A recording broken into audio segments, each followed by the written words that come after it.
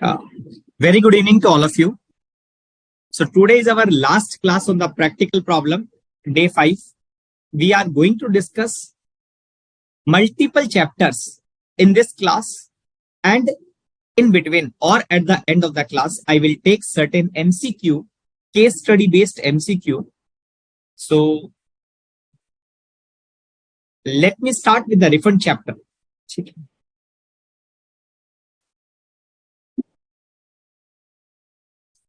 The first question is pertaining to the refund, and second question is also pertaining to the refund. So on the refund chapter, we have the two questions. Following particular are furnished by Delight Exporter Karnataka, who is duly registered under the GST Act. The entity has also filed bond or LUT in order to export the goods without payment of any taxes. You are required to calculate the refund amount in respect of input tax credit on input and input service relating to the goods exported in the relevant tax period. So let me discuss the transaction. The turnover of the goods excluding services, but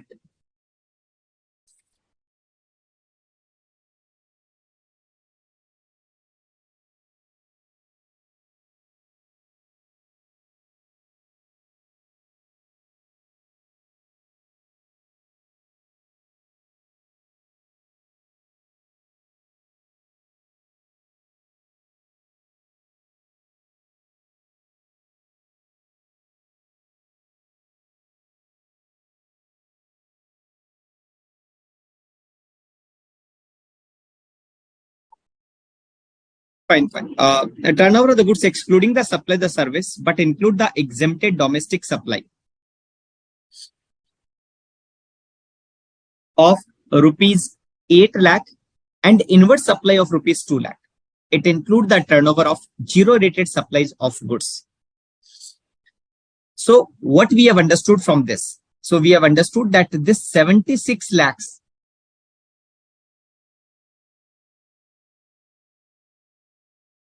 include 8 lakh of exempted, and that to be the domestic supply. So you have to reduce 8 lakh.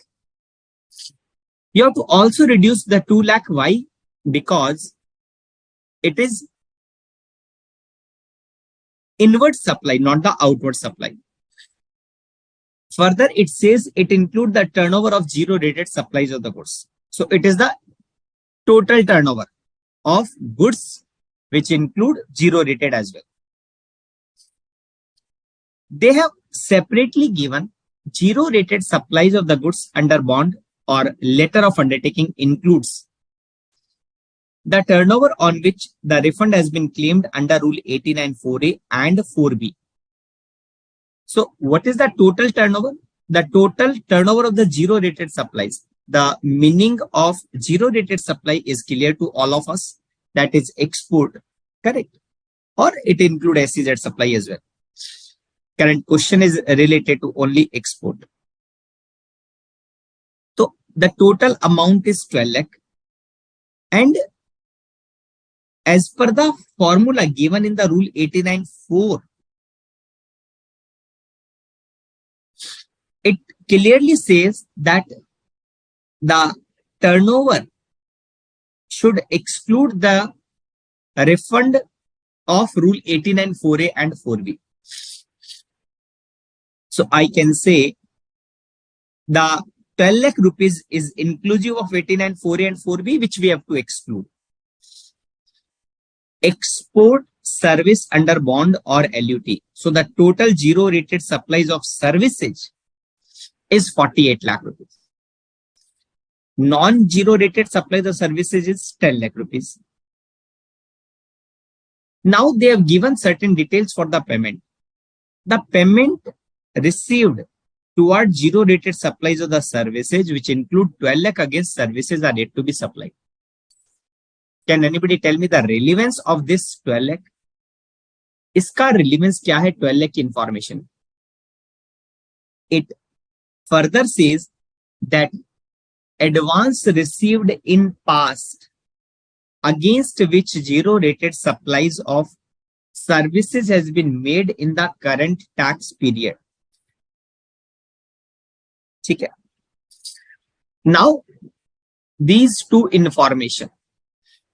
Now, if I go to the definition of the zero rated supply of the services given in the refund formula, it is now payment centric. Sir, not clear. Let me discuss this particular formula first.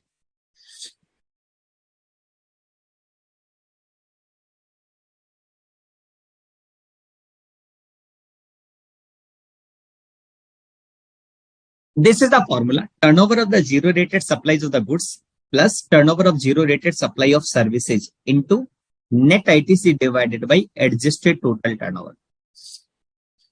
Now, see the meaning of net ITC. Net ITC means the ITC availed on input and input service during the relevant period, but they are saying other than the ITC availed for which refund is given or for refund is claimed in 89, 4A and 4B. Similarly, if you read the definition of the goods, it also says that other than the turnover of the supplies in respect of which refund is claimed in 89, 4A, 4B. So we are excluding from net ITC. We are also excluding from the goods.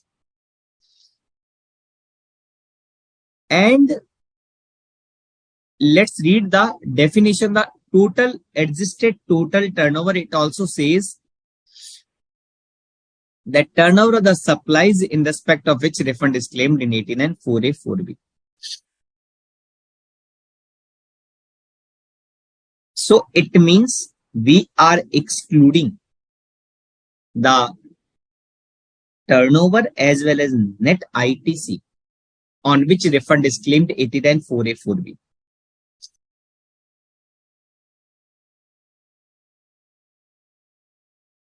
Now, let's read the definition of the services.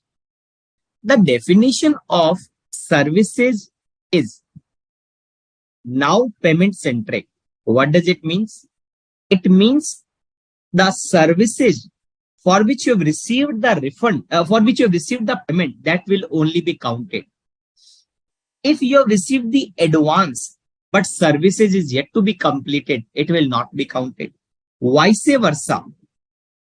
If you have received the advance in the past period, for which you have completed the service in the current period, it will be counted. It means in simple term, I can say that invoice or payment, whichever is earlier. Invoice or payment, whichever is earlier.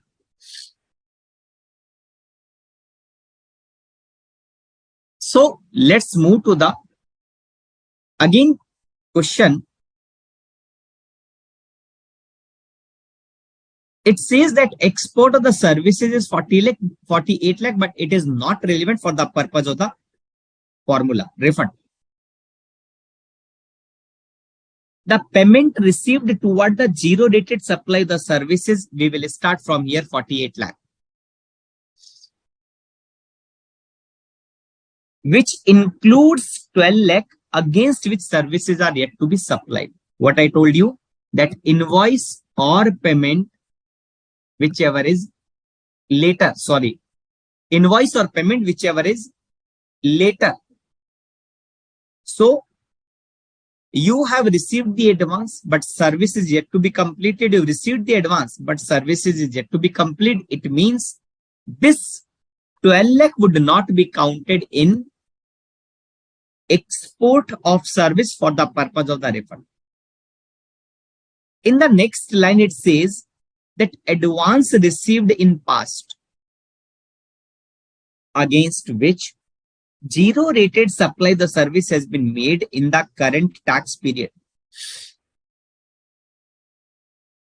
It means you have received the payment in earlier tax period and you have completed the transaction, you have completed the service in the current tax period, whichever is later, it means in the current tax period, it is counted as a service for the purpose of the refund. So we can say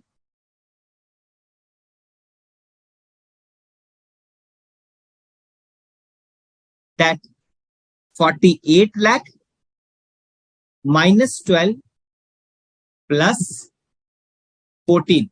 So it means for the purpose of the refund, meaning of zero rated supplies of services is 50 lakh. I hope it is clear. If you have any question, kindly ask me. अगर किसी को कोई doubt है तो please ask that if you have any doubt.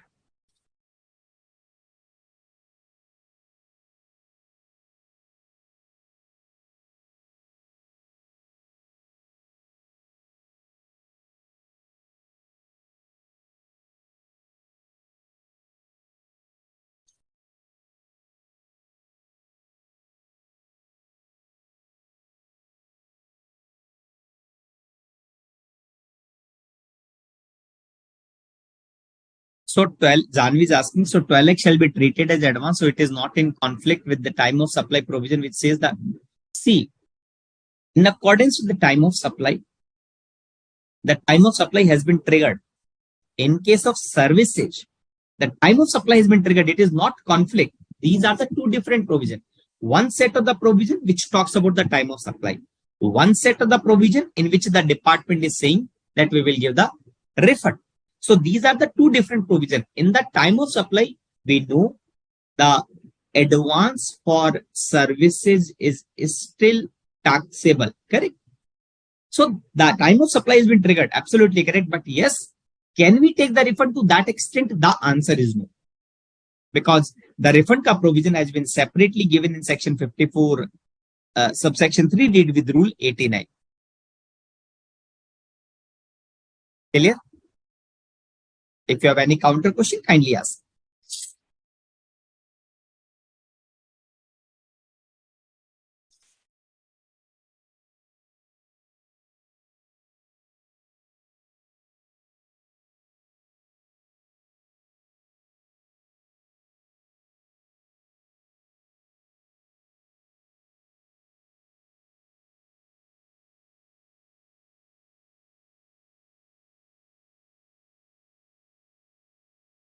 So I can say, let me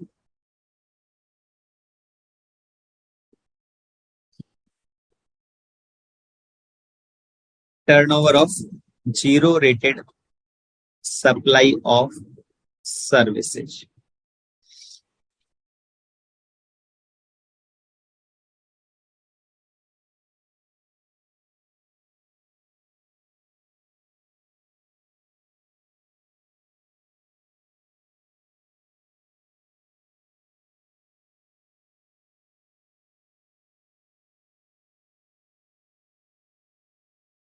So we can say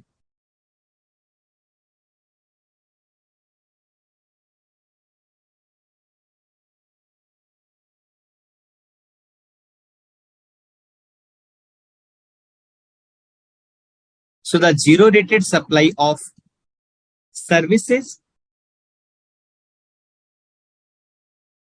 is the aggregate of the payment received during the relevant period, that is 48 lakh.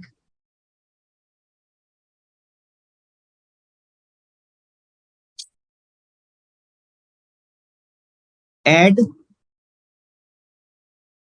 services for which payment is received in advance, but services has been completed in the current tax period. That is 14 lakh, right? Less advance payment for which services is yet to be rendered.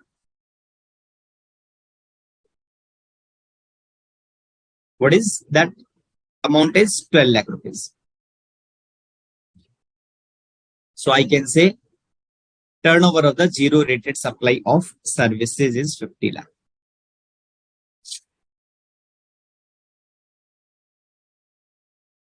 Any question? No. Take. Let's move further. What is the turnover of zero rated supplies of goods?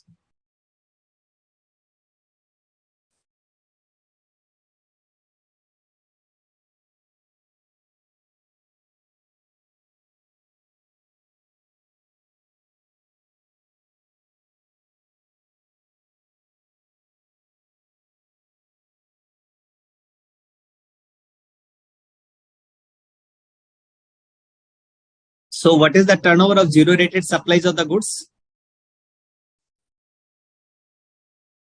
It is simple, given that under bond or LUT, including 4A and 4B, how much amount? The amount is 12 lakh rupees.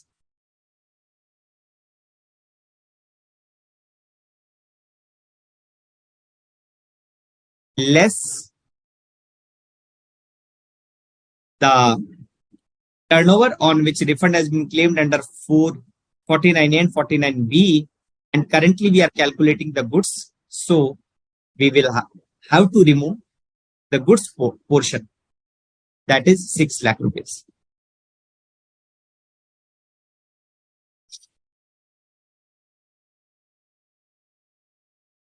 So that is turnover of zero rated supplies of the goods also. Okay. Now we need to calculate the adjusted total turnover. Adjusted total turnover.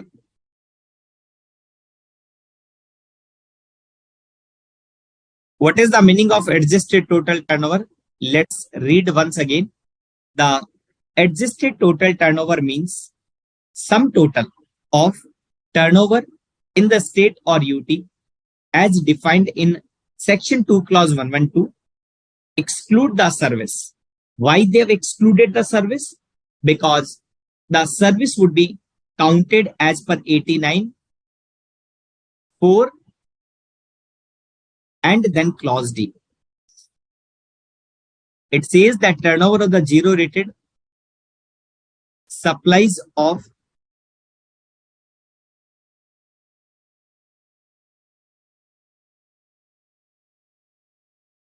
goods. How much? 76 lakhs.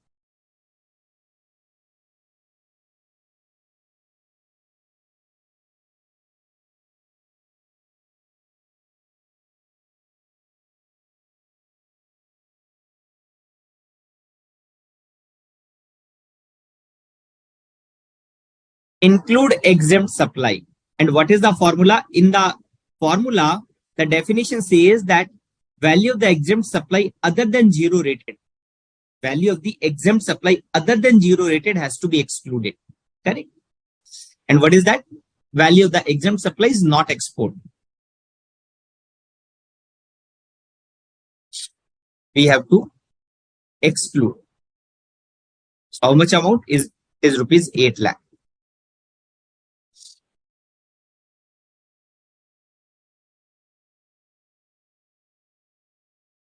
It also says that inward supply of rupees 2 lakh.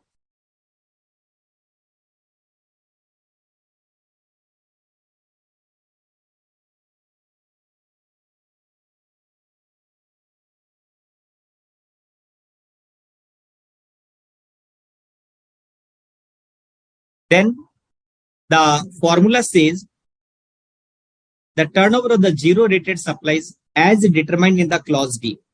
So we can simply say that turnover of zero rated supply as per clause D of rule 89 sub rule 4.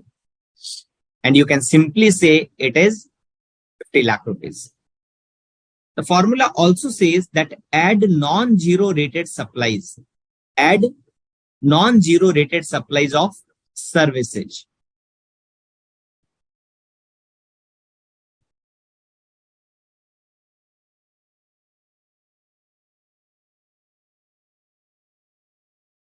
How much amount?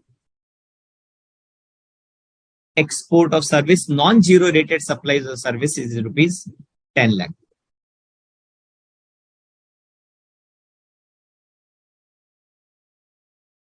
Okay. Now it also go into the formula. Also says that turnover of the supplies in respect of which refund is claimed under 89(4) and 4B should also be excluded.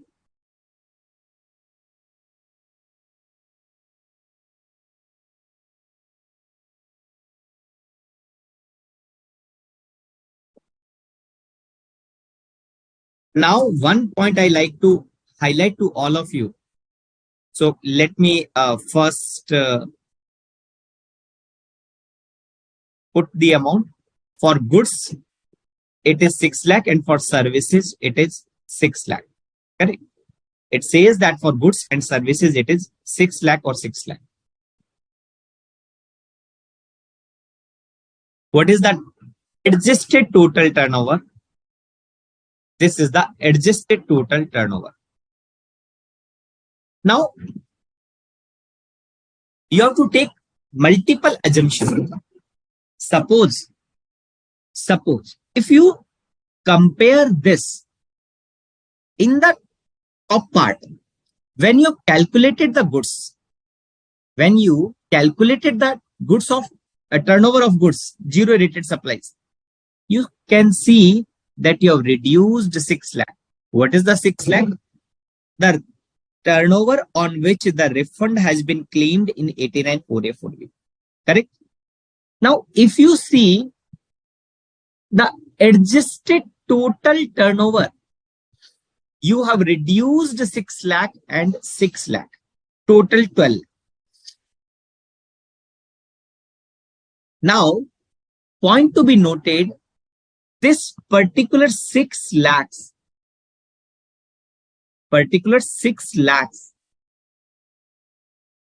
has not been reduced,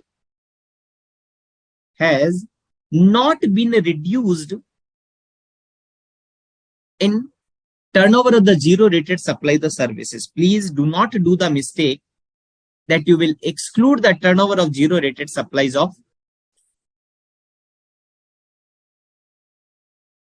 services by this 6 lakh rupees. Now, next part is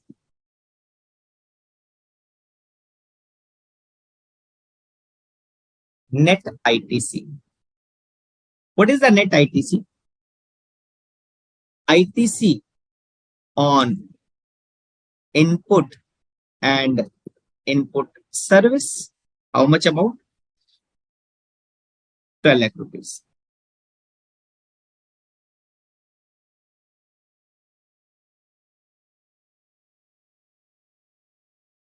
It says that including 89(4) and 4B, and we know that 89(4) and 4B has to be excluded. Why it is to be excluded? Because you can see the formula, the net ITC. It also says that other than ITC availed for which a refund has been claimed under 89(4A)(4B. So I only like to highlight one point, that in the calculation of net ITC, you are excluding 89(4A)(4B.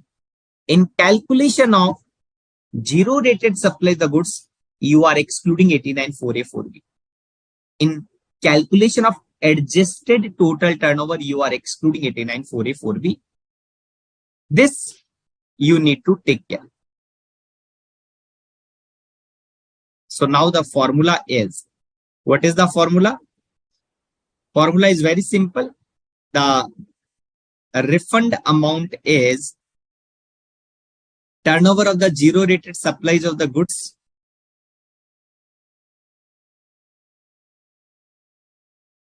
How much? 6 lakh rupees.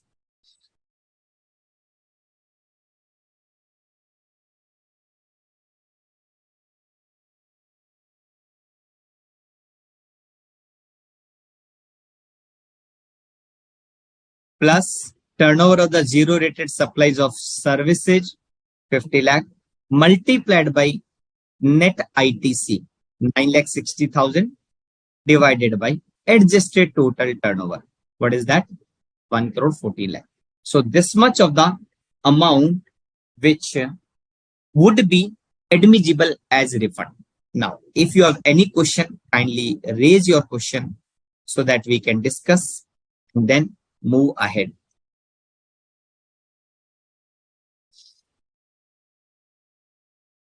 Any doubt, any question, or is it clear?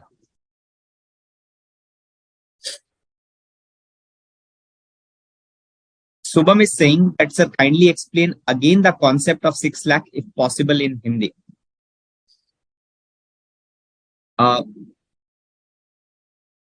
Subham. So,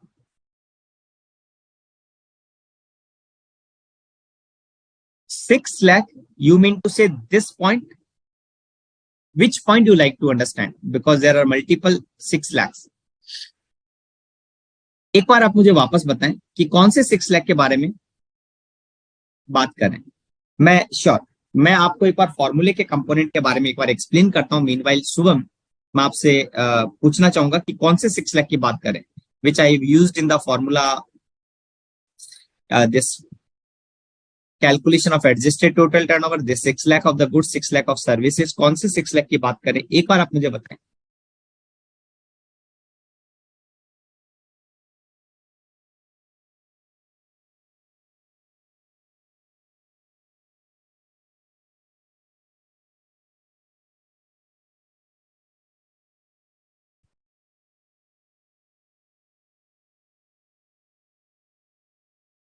meanwhile मैं एक बार formula जो component है वो मैं आपको बता देता हूं. ठीक है शुभम, क्लियर है मेरे को. अब एक बार आते हैं वापस फॉर्मूला पर. देखो शुभम, 89.4 में मैं हिंदी में एक्सप्लेन करता हूं ताकि जैसा आप लोगों ने कहा, मैं एक बार हिंदी में एक्सप्लेन कर रहा हूं. I have already explained in English. See, this is the formula of 89.4. Correct. It says that turnover of the goods, turnover of services multiplied by net ITC divided by adjusted total turnover. Now let me go. What is the meaning of adjusted total turnover? In the adjusted total turnover, they are saying goods and services. You will take the goods as per your actual turnover, no problem. But services you will not take as per actual turnover. They are saying you need to calculate. They are saying you need to calculate this services as per the clause D, which is invoice or payment, whichever is later. Invoice or payment, whichever is later, that is clear to all. Now, after adding this, you have to exclude serial number 1 and serial number 2. What is that? First is exempt supply. We all know that because it is an exempt supply, we are not entitled to take the refund. So that is the reason. And that is to be other than zero rated. Correct. And what is this next point? It says that turnover of the supplies, it means it will goods as well as services, in respect of which refund is claimed in 89.4A and 4B. Which turnover? Such turnover on which we have already claimed 89.4A, 4B ka refund. Now, if I go to the question, then I would be able to understand that turnover on which the refund is being claimed, the 6 lakh is goods and 6 lakh is services. So it means we have to remove the total 12 lakh for the calculation of adjusted total turnover. Is it clear? Shubham, kindly confirm. मतलब जो ये 6 lakh goods का है और 6 lakh service का, दोनों हमें हटाना पड़ेगा. क्यों? क्योंकि वो ये कहता है, because the formula says that जो भी टर्नओवर है supplies, whether it is goods और सर्विसेज, आपको वो हटाना है.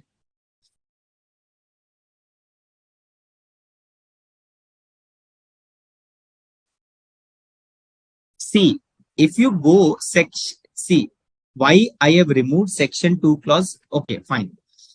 What is the meaning of adjusted total turnover? Turnover in the state or UT as defined in section 2 clause 112.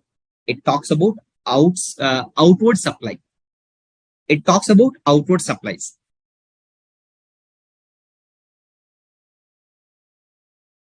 See, when we are calculating the refund is in the ratio of the sales. It is not, the ratio would be sales plus purchase both. जब भी हम refund का calculation करेंगे तो हमेशा, या कोई भी चाहे रूल 42 43 का कैलकुलेशन हो जहां पे हम आईटीसी के रिवर्सल की बात करते हैं, जब भी हम टर्नओवर की बात करेंगे, turnover means outward supplies. You can read this particular definition for more detail. Janvi, is it clear?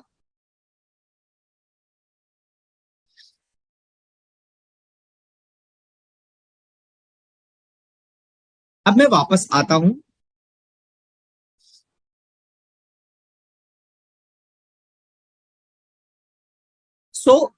अभी हमारा जो फॉर्मूला था, फॉर्मूला में क्या हुआ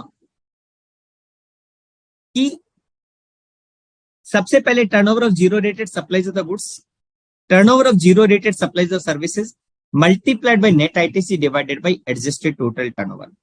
हमने हर एक कंपोनेंट को अलग अलग कैलकुलेट किया, फिर इसमें सिर्फ सिंपली प्लग कर दिया. That's it. I hope it is clear. अगर कोई भी क्वेश्चन है, kindly ask so that we can discuss.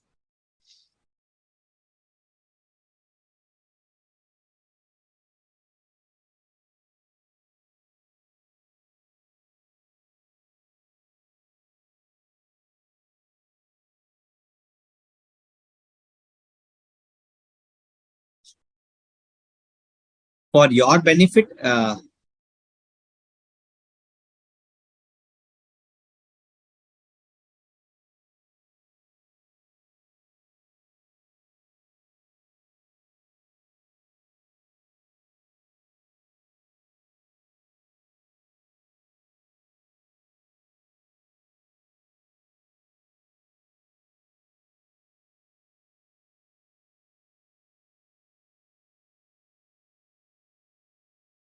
Janvi, let me read the definition of the turnover which is being given in section 2 clause 1 and 2. Turnover in the state or UT means aggregate value of all taxable supplies, excluding the inward supplies on which tax is payable under RCM basis, and exempted supplies made within the state by a taxable person. Export of goods and interstate supplies made from the state or UT but exclude the taxes part. The turnover means outward supplies, which we are using for the purpose of calculation for the refund, to calculate my aggregate turnover, to calculate the refund, to calculate the tax liability under composition. So whenever we are using the word turnover means sales. In simple term, I can say turnover means sales. Let me move to the another question. I hope it is clear. अगर कोई doubt है, see, नहीं जानवी, देखो, what is the doubt? I understood. Let me come on the main screen. See, why they have excluded the inward RCM? Because the doubt comes. See, I am required to pay the tax on two categories of the supply. I am required to pay the tax on two categories of the supply. One is on my outward supply. One is inward RCM. One is outward supply. One is inward RCM. So it appear that when we apply for the refund, correct? then do we need to add those inward RCM on which I am paying the tax? Answer is no, because they have calculated, they have given the clarification. You can also say, let's say I'm simple asking the question, one more question. You have already discussed the composition chapter, right? In the composition, the manufacturer or trader or the restaurant are required to pay the taxes at the rate of 1% of what? Turnover in the state or UT. Turnover in the state or UT. From where you are taking the definition? You are taking the definition from this section 2 clause 112. Are you paying the tax on purchase as well as sales on composition? Answer is no.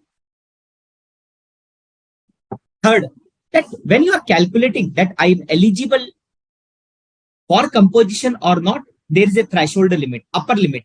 What is the upper limit? That your aggregate turnover should not exceed 1.5 CR or 75 lakhs. From where that definition is being arose, section 2 clause 6 or section 2 clause 1.2. And in which also you are not counting the purchase, you are only counting the sales. The doubt is always comes inward RCM, because we are paying the tax on my outward supply and as well as inward RCM. That is the reason they have clearly excluded inward RCM. But it doesn't mean that other than RCM, you have to add inward supply. No.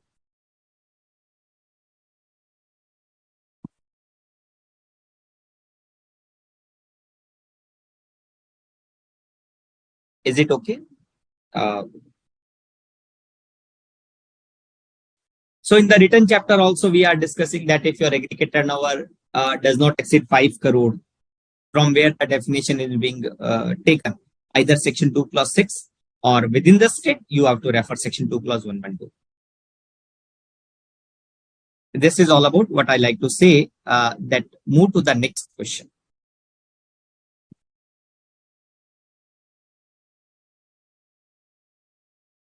Giant company, the registered supplier under GST, engaged in weaving yarn into fabric, has provided the following information. Yes. Outward supplies of the fabrics, 30 lakh rupees. Okay. Inward supplies of the yarn, the tax rate is 6%. Inward supply of the services is 4 lakh rupees. Inward supply of machinery is 45 lakh rupees and the tax rate is 9%. The concept has the concern has not provided any other supply other than outward supplies referred above. It means this is the only turnover that this particular organization has in the current tax period.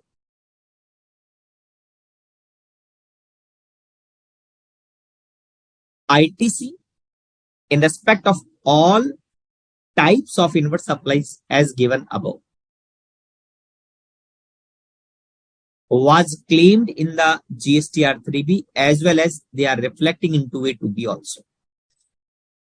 Other applicable condition for claiming the refund is duly complied with.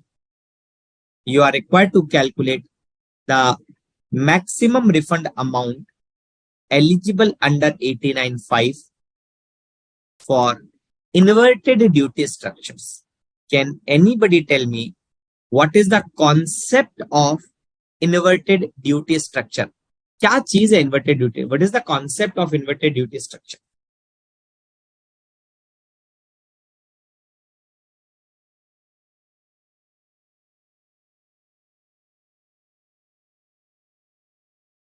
Sure, Janvi, I will.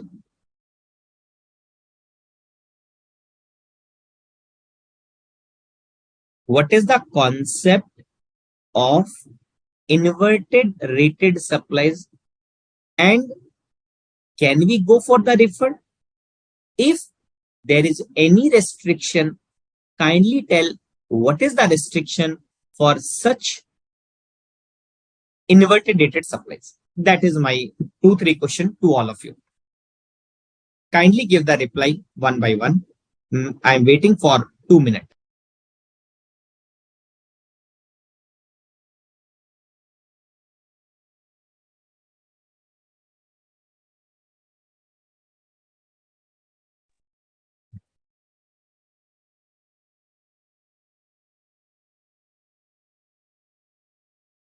GST on input is more than the GST on output. Very nice. Very nice. Any other answer? Okay. So can you also tell me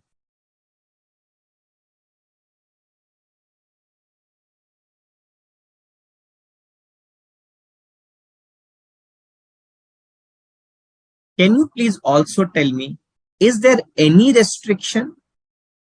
Can you also tell me, is there any restriction for the refund that we cannot go for the refund of this category? We cannot go for the refund of this category.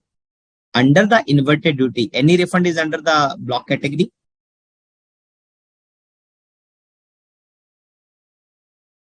Very nice. Very nice. I'm receiving 3-4 replies. बहुत बढ़िया. Inverted rated supplies of goods or services. What is the meaning? The concept is when the rate on input is higher than the rate on outward supplies. The rate on the input is higher than the rate on outward supplies. Then it is called as inverted duty and we are entitled to take the refund. So in this inverted duty, can we take the refund of all categories? Or some categories are under prohibited or blocked category? My question to all of you, can I take the refund under inverted duty for all categories? Or some categories we are not eligible?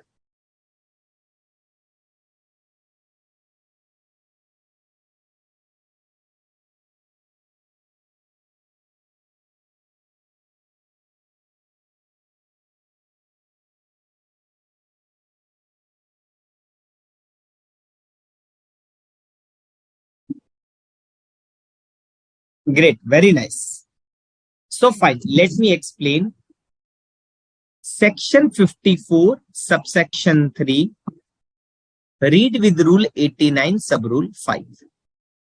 These are the governing provisions. Section 54, subsection 3, read with rule 89, sub-rule 5. You are not required to remember the section or the rules. I'm only quoting so that you can cross-check and validate if you have any further doubt. As per the provision, the rate on input should be higher the rate on outward supply. Outward supplies can be of goods or can be of services, no problem. But they are using the word input. And what is the meaning of input? Input means goods other than capital goods.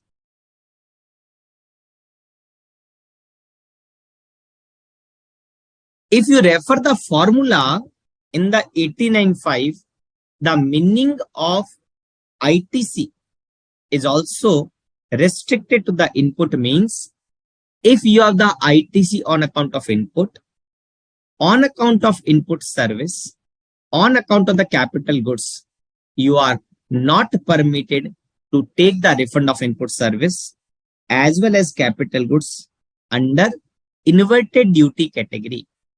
But you are only entitled to take the refund of input. But if I talk about in the refund for export, let me divide you in two parts. If it is on IGST or under LUT.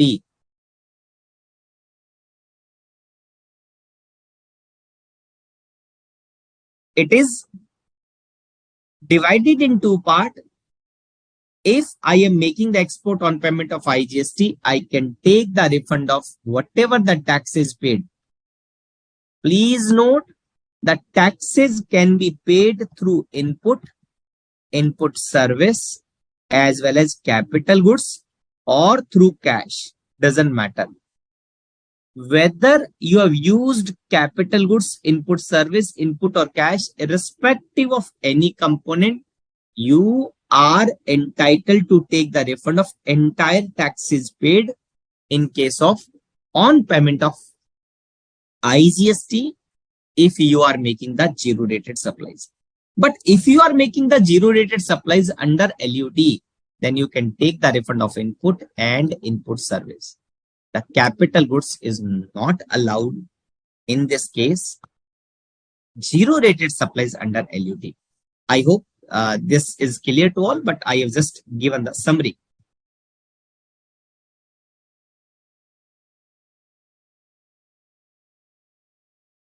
Correct? So all are clear. Now let me move to the question. The question is says, so one thing is clear, na, that we are not allowed to take the refund of machinery. We are not allowed to take the refund of services. But yes, we are allowed to take the refund of only input, means goods other than capital goods. What is the formula? What is the formula? Let me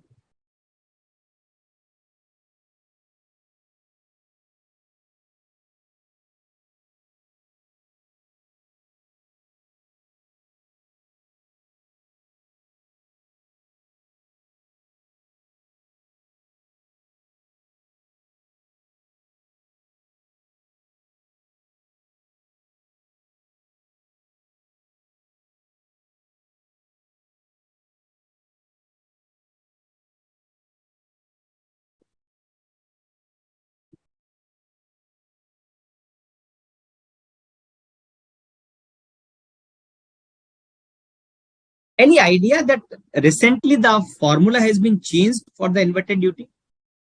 Any idea that refund ka formula has been changed for the inverted duty?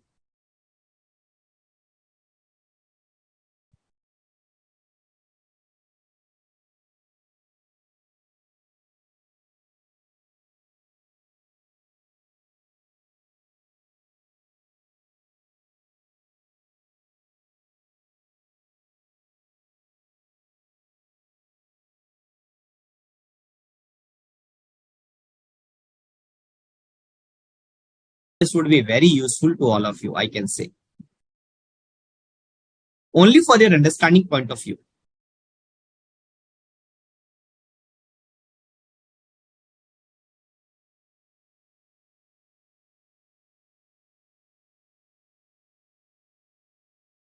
See, if I say that this particular part, the red highlighted part was not there earlier. This red highlighted part was not there earlier.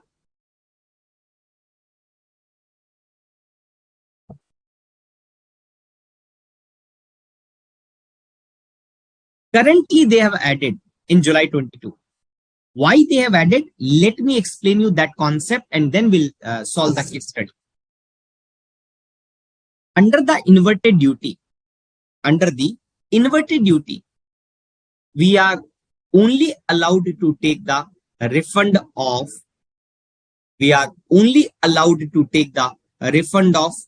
input. We are not allowed to take the refund of input service and capital goods. Net ITC means ITC availed on input other than 4A, 4B. So, in one of the judgment in the Supreme Court has given this direction to relook the formula. Why there is a requirement to relook the formula? See, you have restricted that we will not give the refund of input service. That is okay, no problem. But are you restricting that you cannot pay the taxes by using the input service? Answer is no. We are not restricting. We means that formula of refund. The refund ka formula has only restricted that we will not give the refund of input service. But whether that has been restricted that you cannot pay the taxes through input service? Answer is no. That they cannot restrict also, because section 49, 49.5, Read with rule 89, 88. Some multiple rules are there. Circular 98 are there. Because the taxes cannot be restricted, that you can only use ITC of input. That is the reason the formula has been amended. So that earlier when they are reducing, see, they are reducing the tax liability on the inverted rated supplies. It means, see, try to understand and divide the formula in two parts. The first part is calculating the refund or calculating the ITC of input in the ratios of the turnover of inverted rated versus total. But in the right hand side, they are reducing the tax liability. And what they are doing, they are reducing the entire tax liability, meaning thereby the refund of ITC on account of the input, you are assuming that entire tax liability has been reduced from the input only. And that was the problem. The problem was the tax liability you cannot reduce from entire input. And that is the reason now they have multiplied that basically input divided by input and input service. In short, I can say now the minus part. Earlier they were reducing the entire tax payable. Now the tax payable will be reduced slightly lesser amount. Why lesser amount? Because they are doing the proportionate in net ITC divided by ITC availed on input and input service. It's a very interesting question and very important also, because recently it has been changed. So let me first confirm whether the concept is clear, why there is a requirement to change the formula, and the formula is also clear or not. एक बार confirm करें. Meanwhile, I will move to the other component of the formula and calculator.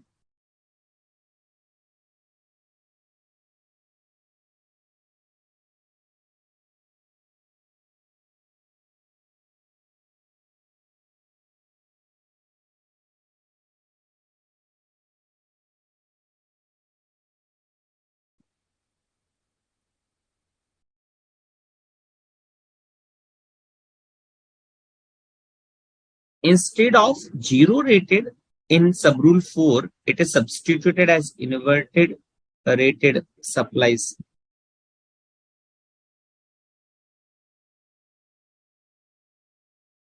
So you are comparing with 89.4, is it? Are you comparing with 89.4? Sriram, are you comparing with 89.4, is it? So in the question, what is the turnover of inverted rated supplies of the goods? 30 lakhs.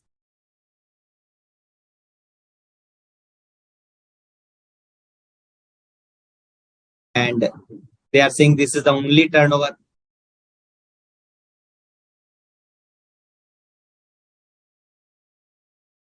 The concern has not provided any other supplies. It means the adjusted total turnover would also be the same, 30 lakhs. What is the net ITC? The net ITC means ITC on account of. So this is the value. The net ITC means ITC on. The net ITC means ITC on input. What is the rate? 6%. Sorry, 12%. So let me see, certain comment are there. एक बार पहले comment को check कर लेते हैं. Okay okay okay. तो okay fine Shubham, मैं repeat कर देता हूँ, इस बार मैं जो रिपीट करूंगा मैं हिंदी में रिपीट कर देता हूँ, ठीक है ना? तो अंडरस्टैंडिंग और बेटर हो जाएगी। और ये जरूरत है क्योंकि मुझे क्या लगता है कि 89(5) में जो अमेंडमेंट है ना, वो अमेंडमेंट बहुत इंपॉर्टेंट है एग्जाम पॉइंट ऑफ व्यू से, ठीक है? तो ये अमेंडमेंट आने की चांस भी है, बिकॉज बहुत बढ़िया अमेंडमेंट है। मैं एक बार वापस एक्सप्लेन करता हूं। शुभम एक बार कंफर्म कर देना अगर ये क्लियर हो जाए। देख, पहले क्या था, पहले देखो, 54 सबसेक्शन 3 का जो प्रोवाइजो है वो ये कहता है कि इन्वर्टेड रेटेड का मतलब क्या है कि जब आपका in rate on input is higher and rate on output supply is lower. क्या मतलब हुआ इसका कि आपकी परचेज की रेट ज्यादा है और सेल सेल की रेट कम है।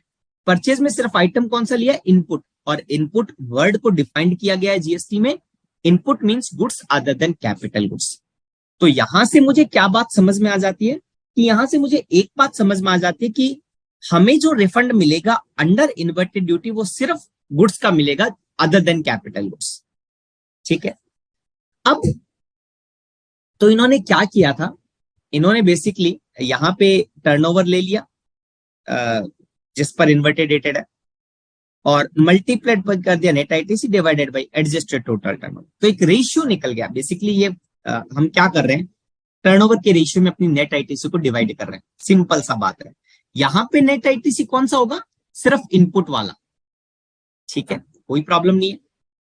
अब प्रॉब्लम कहां थी, जो माइनस करता था ना टैक्स पेबल। अब जो टैक्स लाइबिलिटी है, अगर आप इनपुट की आईटीसी से पूरा माइनस कर दोगे तो क्या लगेगा कि आप जो टैक्स लाइबिलिटी का पेमेंट है ना, वो सिर्फ इनपुट के माध्यम से कर सकते हो। बट ऐसा तो कहीं रेस्ट्रिक्टेड नहीं है।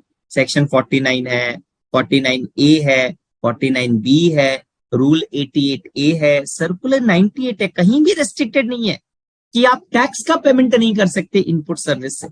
Input service, simple. तो अब जो होगा ना, लेट्स से इस जुलाई 22 के बाद में अगर मैं इन्वर्टेड डेटेड सप्लाईज में हूं, तो मेरा रिफंड का अमाउंट स्लाइटली इंक्रीज हो जाएगा बिकॉज ऑफ दिस अमेंडमेंट। ऐसा क्यों होगा, क्योंकि पहले पूरा टैक्स लाइबिलिटी माइनस होता था, अब टैक्स लाइबिलिटी को भी प्रोपोर्शनेटली कम करके माइनस करेंगे। तो जब माइनस वाला फिगर कम होगा तो ऑटोमेटिकली रिफंड का अमाउंट ज्यादा बन जाएगा। Is it clear?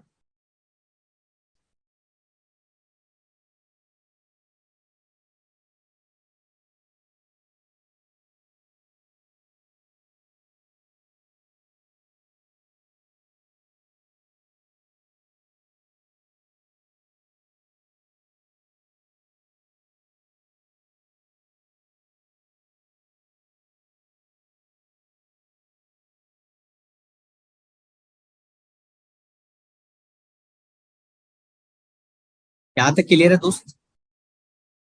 ठीक है सुबह, एक बार वापस आते हैं फॉर्मूला पर, कैलकुलेशन पर, हमारे क्वेश्चन में। तो अभी जो, अगर मैं सीजीएसटी और एसजीएसटी का सेपरेट निकालूं तो मैं क्या कहूंगा भाई, 6% से मल्टीप्लाई कर दूंगा, लेट्स से, ठीक है? अब देखो, इसमें ना फॉर्मूला बड़ा सिंपल है। 1,44,000 net ITC multiplied by turnover of inverted supply divided by adjusted total turnover, दोनों ही सेम है। तो फर्क क्या पड़ेगा, वही रिफंड आ जाएगा माइनस। अब माइनस क्या किया, tax liability on inverted dated supplies of the goods 5%, sorry 2.5%। Now this would be net ITC 1,44,000, sorry एक सेकंड, एक मिनट रुकना please.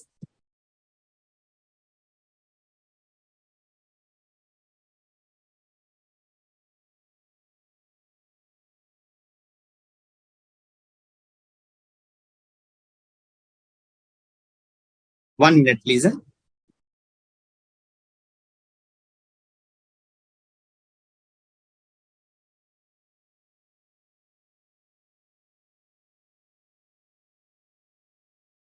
So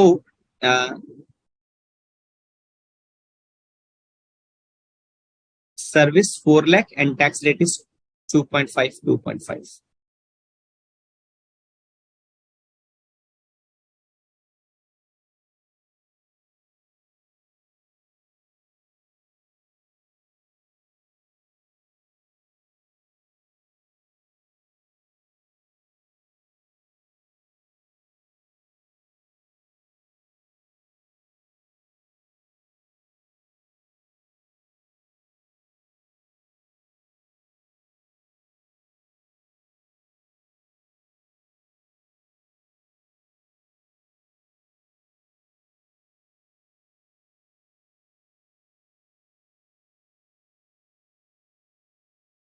ITC on input, that is net ITC.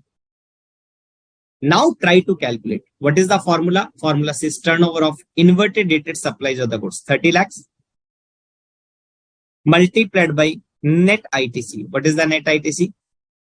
1,44,000. Okay. Divided by, again, adjusted total turnover, same 30 lakhs minus tax liability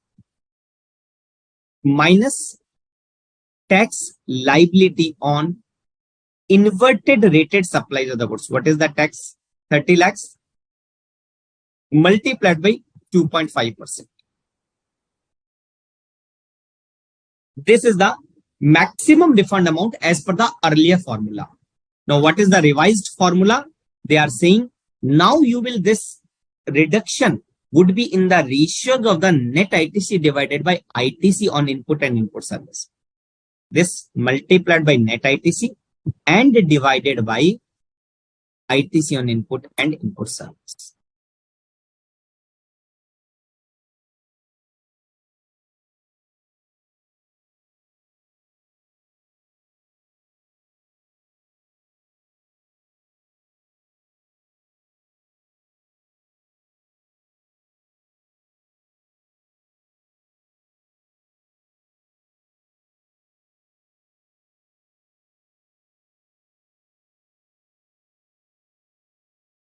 Let me again calculate this. Component wise, we will do the calculation. The first is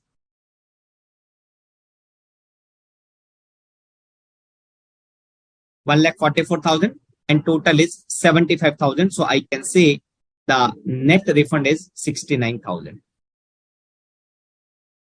Correct. What is the, again repeating calculation after this revised in the formula, we can say this is multiplied by 144 divided by 154. Then the minus amount is reduced. So I can say the refund amount would be slightly increased. That is 73,870. थोड़ा सा formula में कुछ concern था. Now I hope it is clear to all. So old formula and this is new formula. Is it clear to all the participants? Is it clear to all the participants? Confirm करें. And I hope you are able to understand. I hope you are able to understand this impact of the changes which we have discussed. एक बार confirm करें so that we can move to the next question.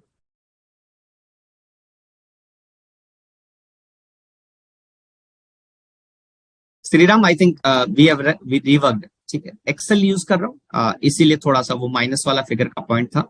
So that has been corrected.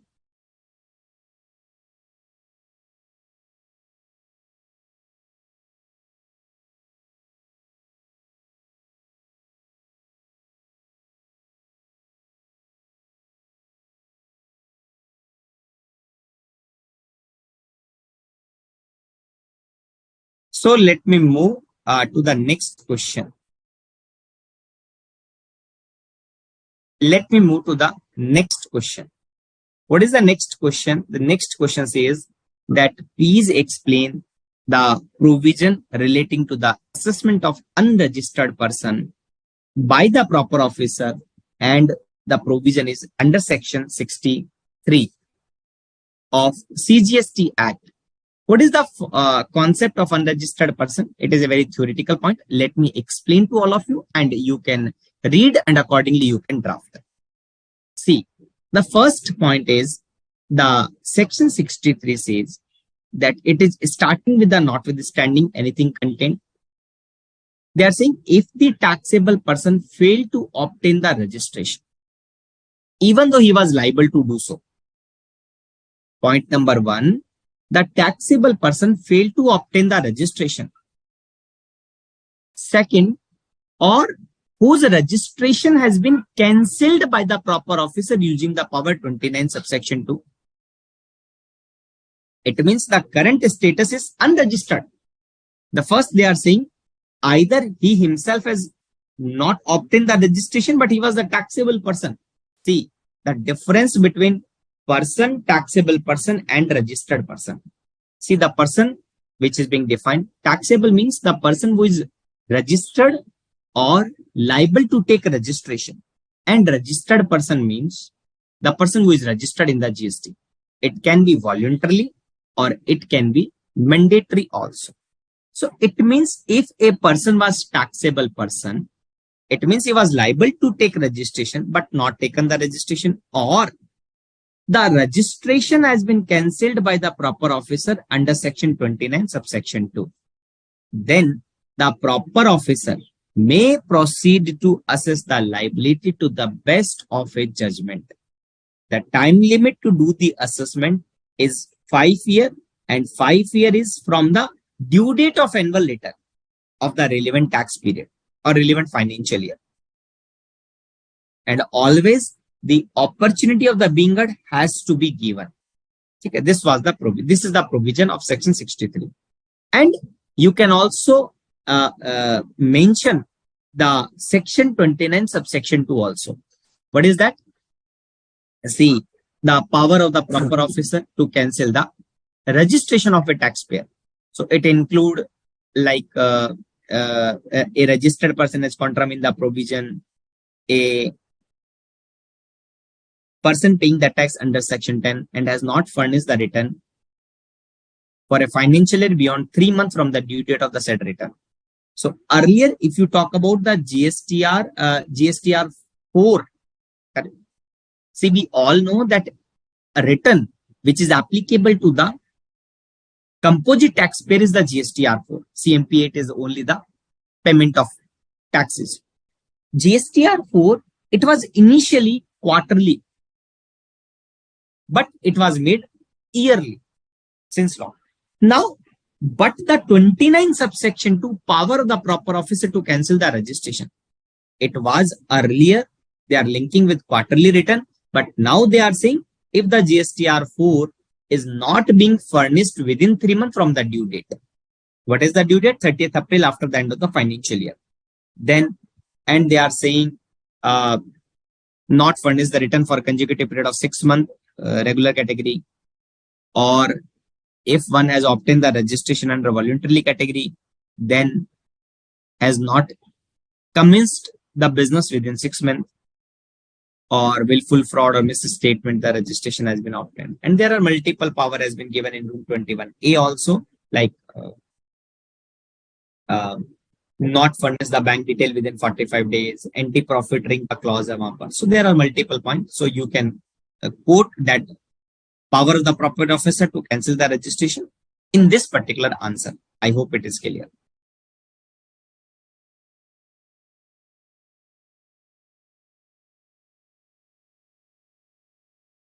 Right, Sriram. So let me go to the next question. Exactly.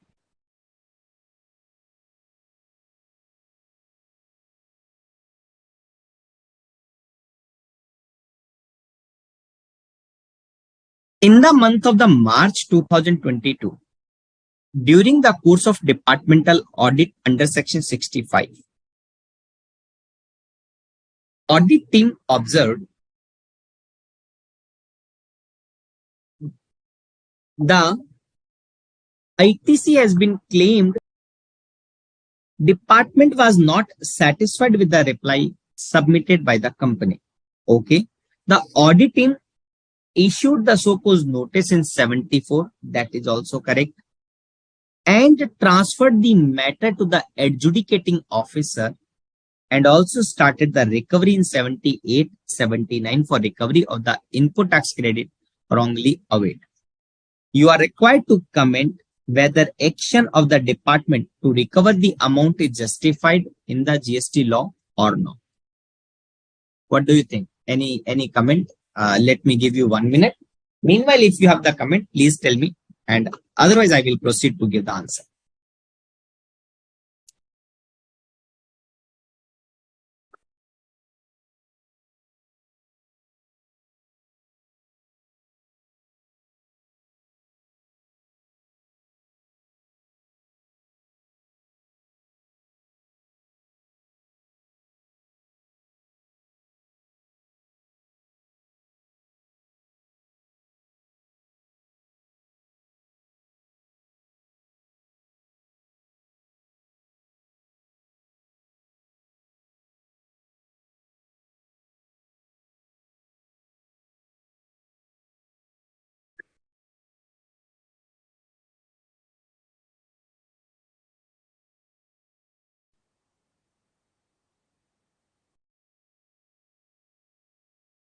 So the point is,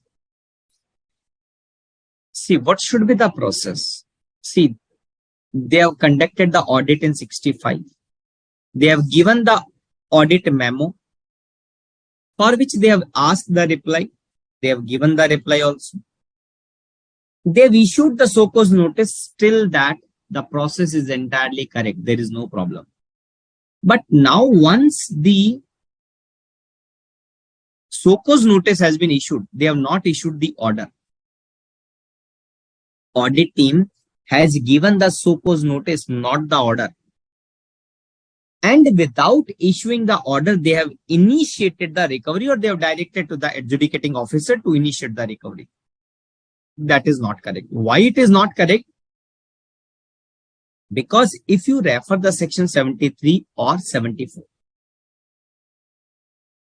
then there is a time limit to issue the notice, and then there is a time limit to issue the order. There is a time limit to issue the notice as well as time limit to issue the order.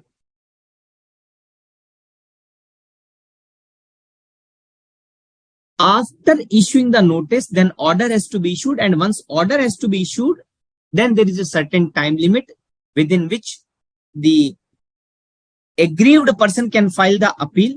Otherwise, the department can initiate the recovery under section 78 or 79. So what you can comment in this particular part, the problem is, in this particular question, the problem is that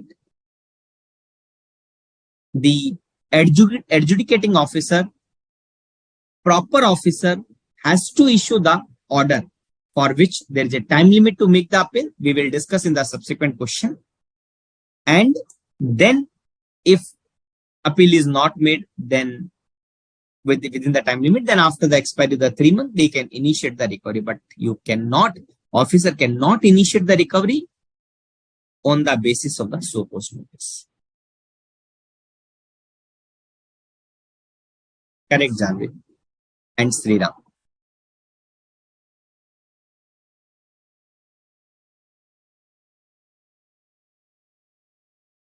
So the proper officer after super time to should be given reasonable cause. Okay.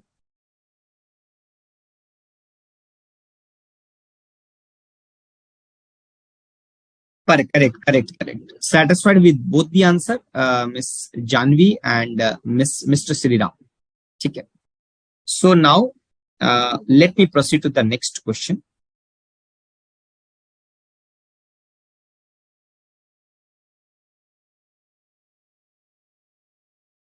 Question number 5 says that XY company received an adjudicating order passed by the Assistant Commissioner of Central Taxes. Okay. On 1st November under 73, wherein it was decided that taxes was due 6 lakh interest 18%, and a penalty 10% of 6 lakh, that is 60,000. SEC filed an appeal before the appellate authority on the 26th November. Okay. How much the company has to pay as pre-deposit under section 107 subsection 6 of the CGST Act?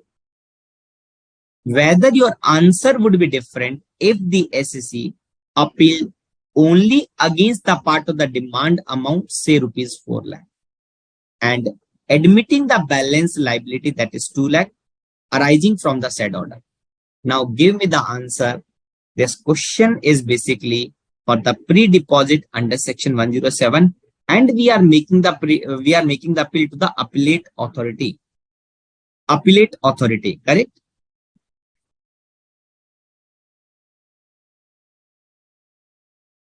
What is the quantum of pre-deposit for making the first appeal?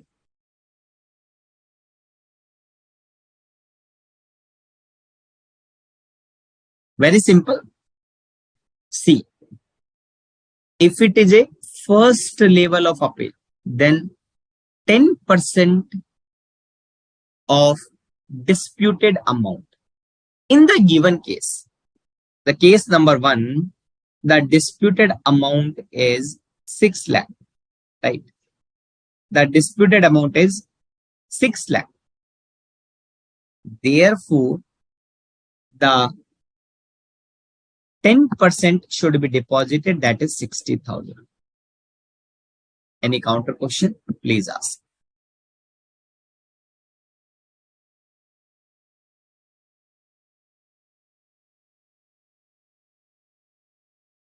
My question is 10% would be of taxes or 10% would be of tax, interest and penalty. 60,000 is correct, or we need to deposit 10% of the tax as well as interest as well as penalty. This is the important point which we need to understand. Kindly give the answer.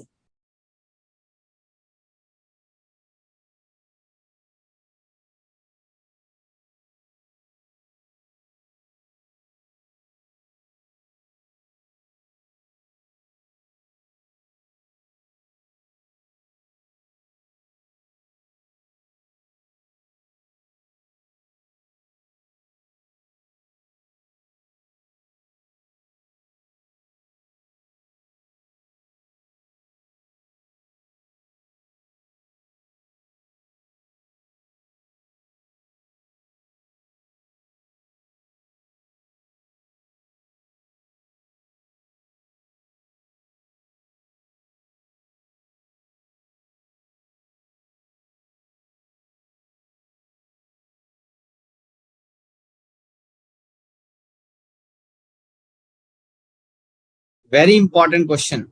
It's a very small question, but it is very important.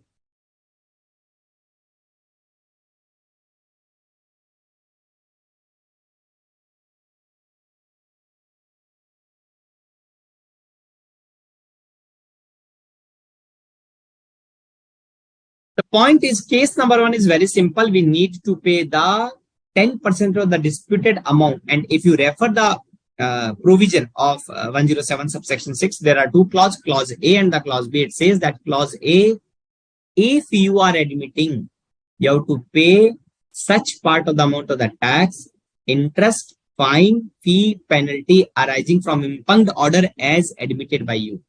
Once I admit, then I have to pay. If I am not admitting, then I have to pay 10% of the disputed tax. In case of the unadmitted part, disputed part, I have to pay only taxes. So the clause 1, case number 1, the answer would be 10% of the disputed tax. What would be the answer to the question number 2? What would be the answer to the case number 2 if he is accepting 2 lakh rupees? Then what would be your answer?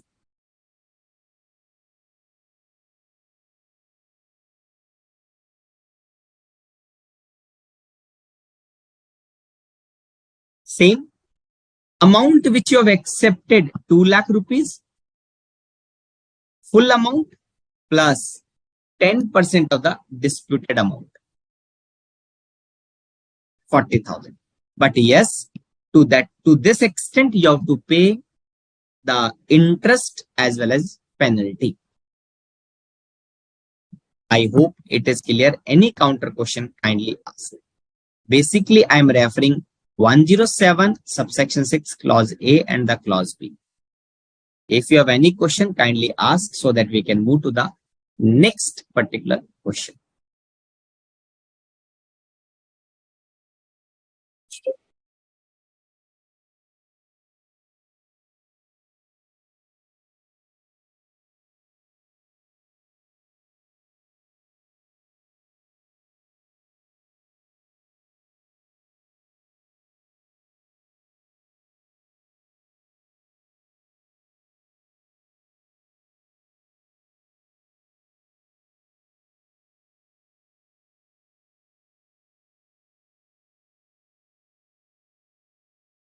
Any doubt, please ask.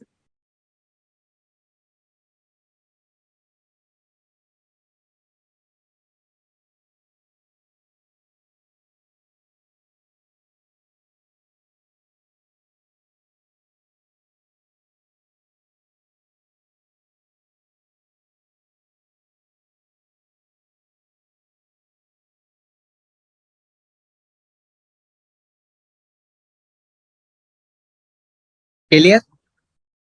So in this case, you are not required to calculate. Just you can simply tell the interest component. You can say that 2 lakh plus interest because the from date to date, because the interest would be till the date of deposition. The meter will be continue. So you can simply say the proportionate interest and penalty has to be deposited plus entire 2 lakh plus 10% of the disputed, that is 40,000.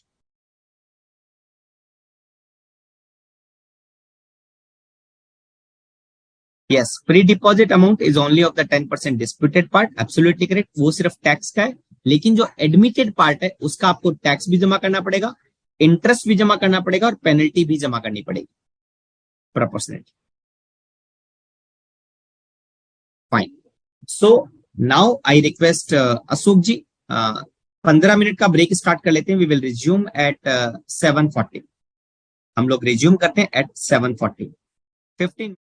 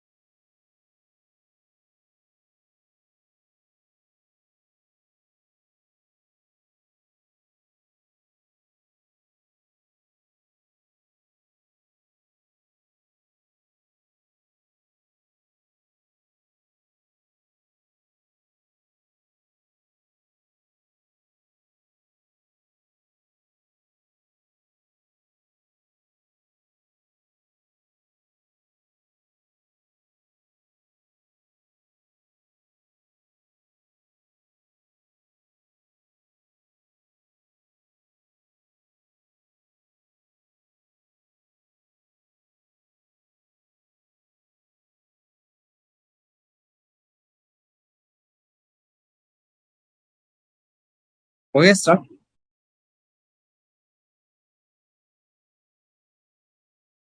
So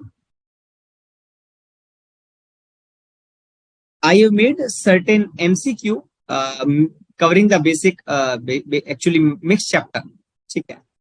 So the total MCQ we will complete 15 MCQ hai. The total 15 MCQ would be there.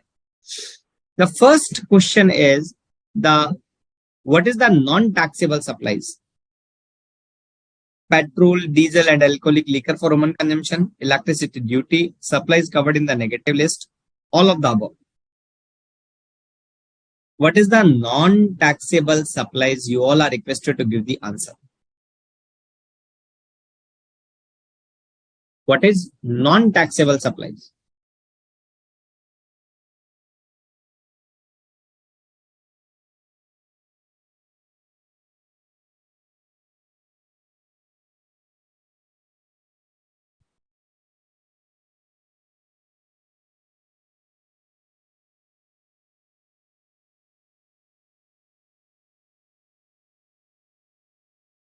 What is the meaning of non-taxable supplies? Is it option A, option B, option C, or option D?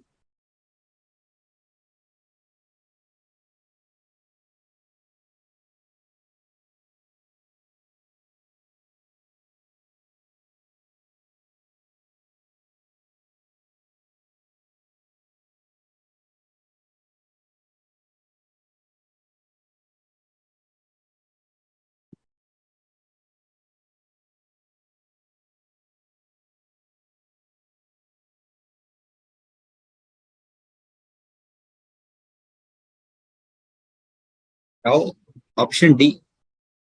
Non-taxable supply, this word has been defined in the GST. Supply which is not leviable to tax. Let me explain you.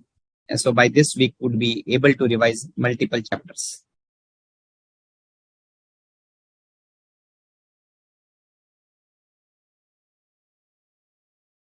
So the word non-taxable supplies has been defined in the GST. Supply which are not leviable to tax.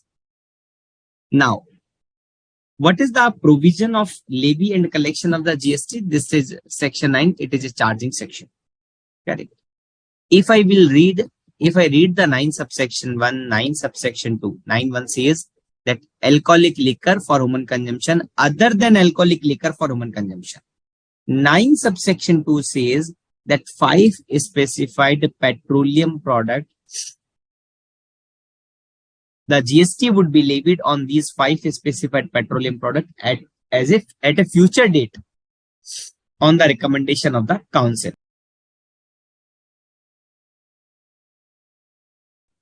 So the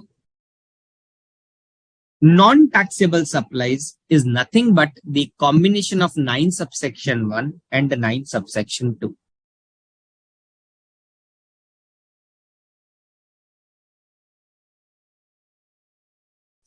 It means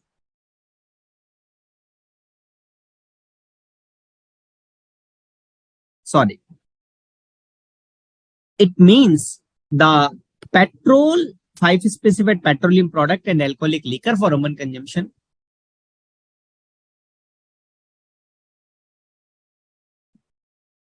is non-taxable supplies.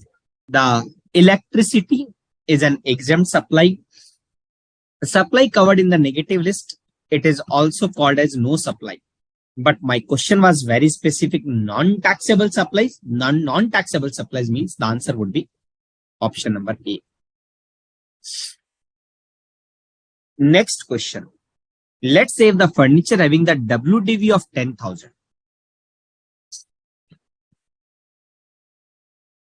and it has been disposed in 9,000, let's say to Kabadi Wala.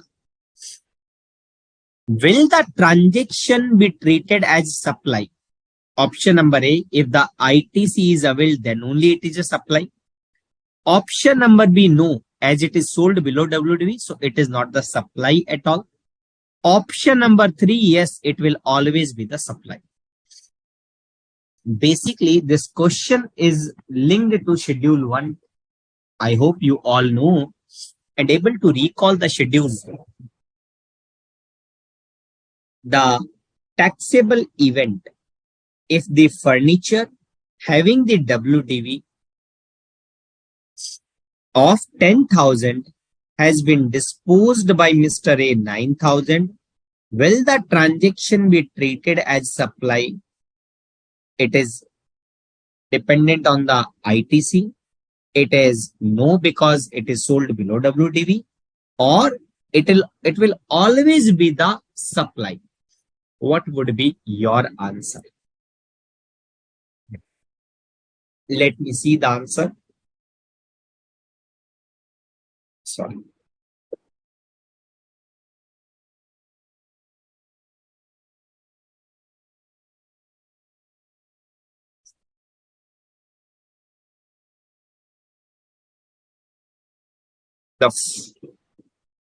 Let me see the answer. Answer for question number 2. Answer for question number 2.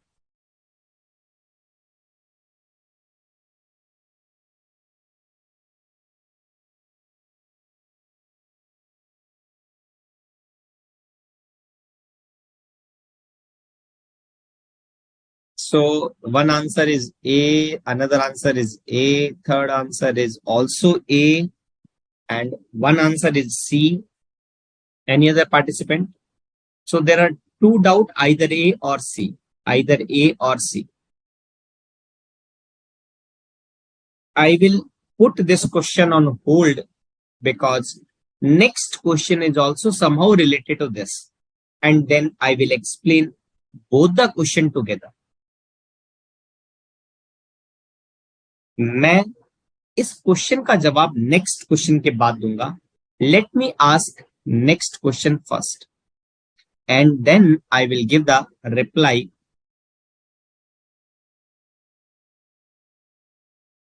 If the computer has been given free of cost to employee and no consideration is being charged, also company has not taken the ITC, will the computer which is being given free of cost to the employee permanently will be chargeable to GST or not? The first is yes and second is no. The disposal of the computer to the employee on which no ITC has been claimed and no consideration has been collected, will it be chargeable to GST or not?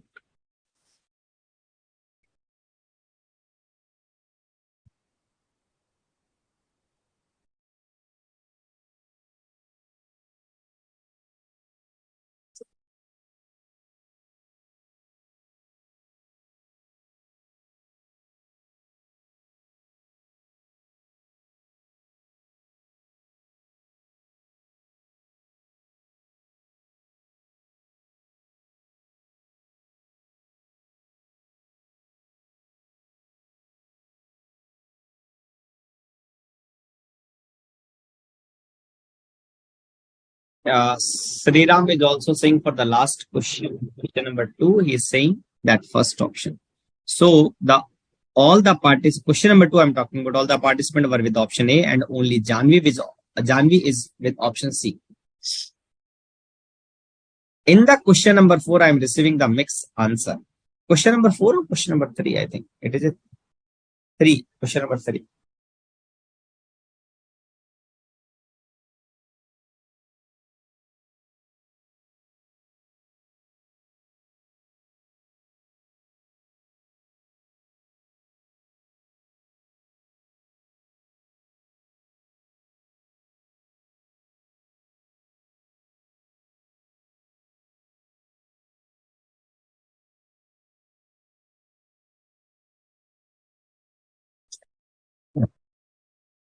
So it is B, it is B, it is B. Janvi Singh A.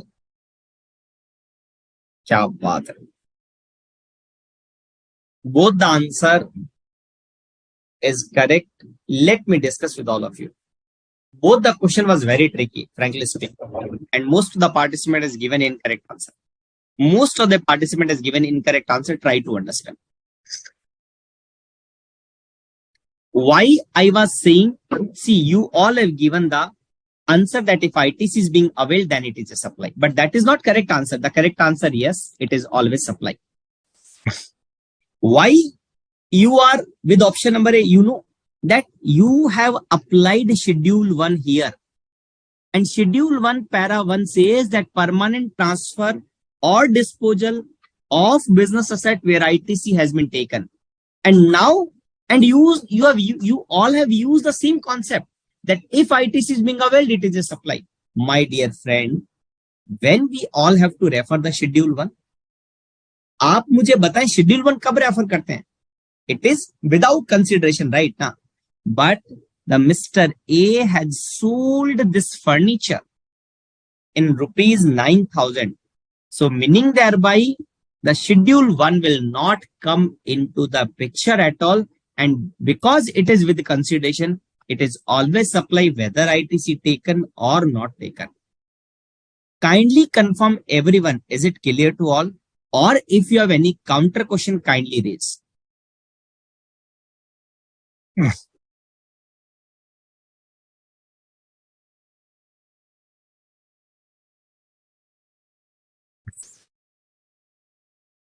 Is it clear to all? If you have any question, kindly raise the counter question.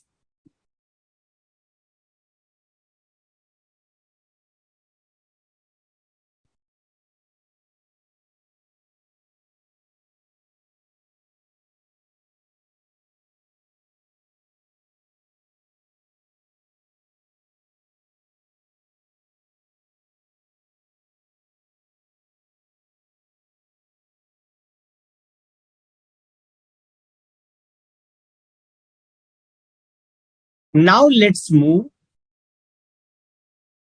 to the question number 3.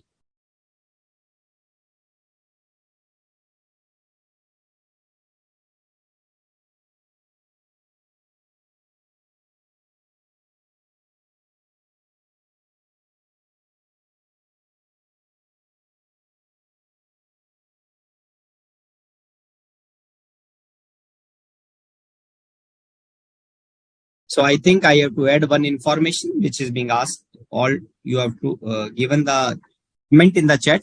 No problem. Now let's read the question number 3. So right answer is being given by Ms. Janvi and Mr. Sriram. If computer has been given free of cost to the employee, no consideration is being charged.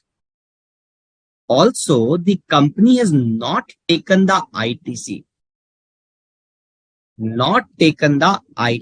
So will the computer which is being given free of cost? So obviously schedule 1 come into the picture.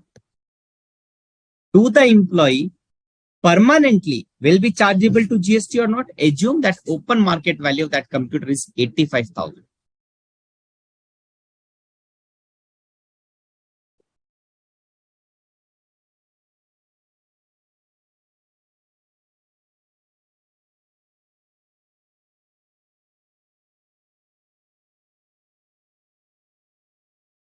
Since for question number 2 in schedule 1, the word even though without consideration is given, it means that it does not insist that there should not be consideration for the purpose of applying. No, sir.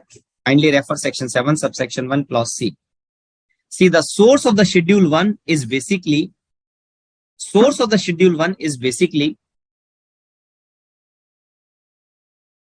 the 7 subsection 1 clause C, right?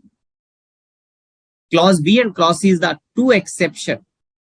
So we'll discuss this point. Sriram, your point is, let me analyze your point also. ठीक है, एक बार वापस जाते हैं, पहले इस question को complete कर लेते हैं. I hope this question is clear to all.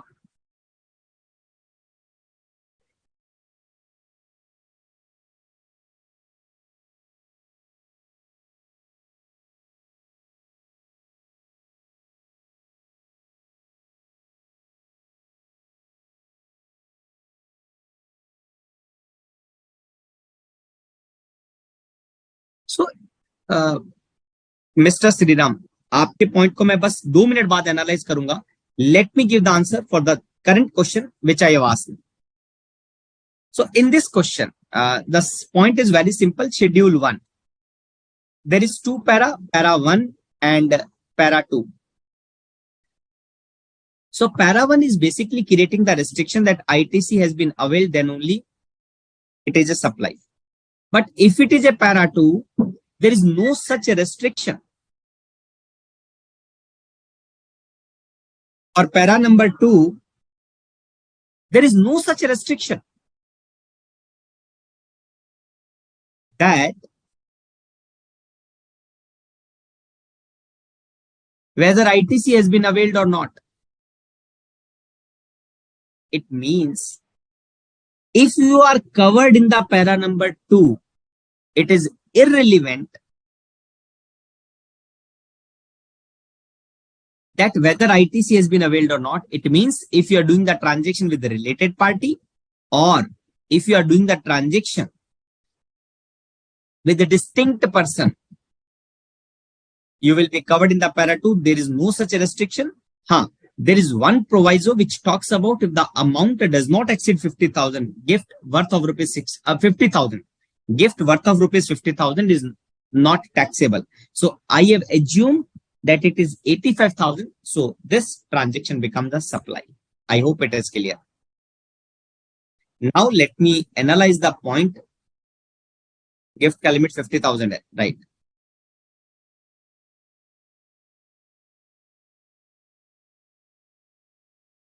ठीक. अब आपने मुझे श्रीराम का मैं पॉइंट रीड कर रहा हूं क्वेश्चन नंबर 2 के लिए. The word even though without consideration is given, it means that it does not insist that there should not be the consideration for the purpose of applying the schedule 1. How does it always qualify as supply since schedule has not specified? See, in that case, so you mean to say if I am permanently transfer any business asset on which I have not taken the ITC, will it not supply? My counter question, just for sake of clarity. Accordingly, I will frame my answer. I am asking only one question. अगर मैंने किसी चीज के ऊपर ITC नहीं लिया है and वो असेट मैं डिस्पोज्ड ऑफ करता हूं, क्या उसके ऊपर जीएसटी नहीं होगा? विद या विदाउट कंसिडरेशन कुछ भी हो. Sriram, give me the answer so that we all can do the argument.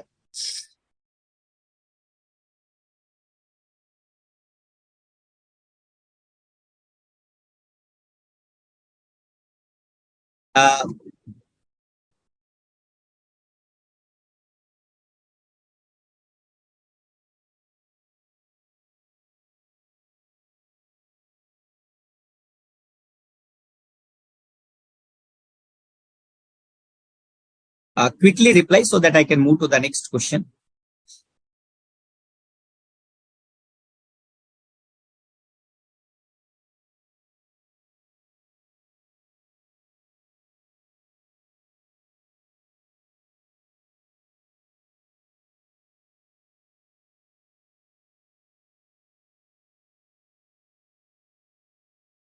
So my point I can put to you, but yes, if you are not agree, we can discuss further, but we have to move ahead. So my point is section 7 subsection 1 clause C. Okay. The source of the schedule 1 is basically 7 subsection 1 clause C. The basically scope of the supply has been defined in the section 7. Okay. So when you read clause C, they have not used the word whether or not.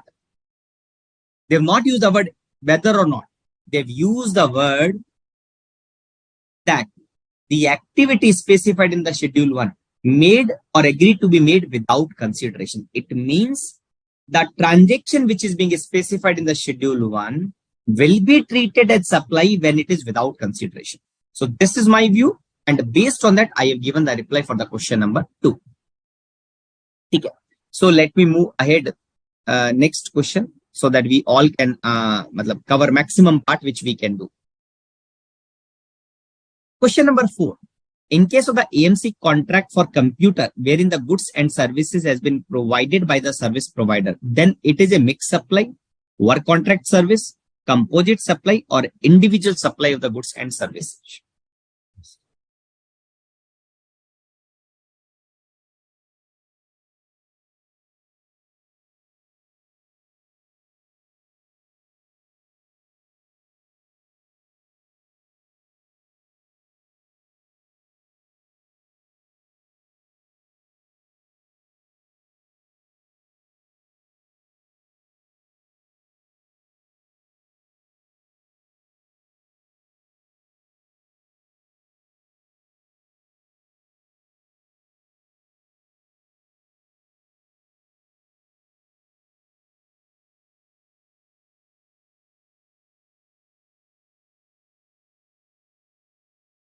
PPT, there is no PPT, there is Word file only. I think you are able to see the, oh, so sorry.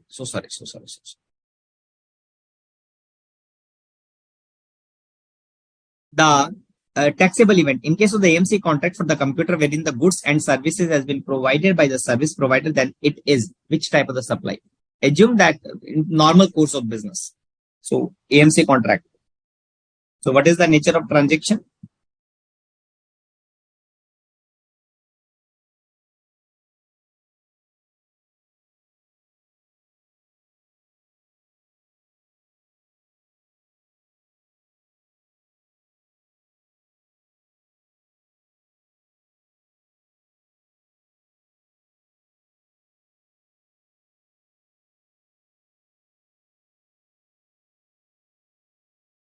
Very simple question.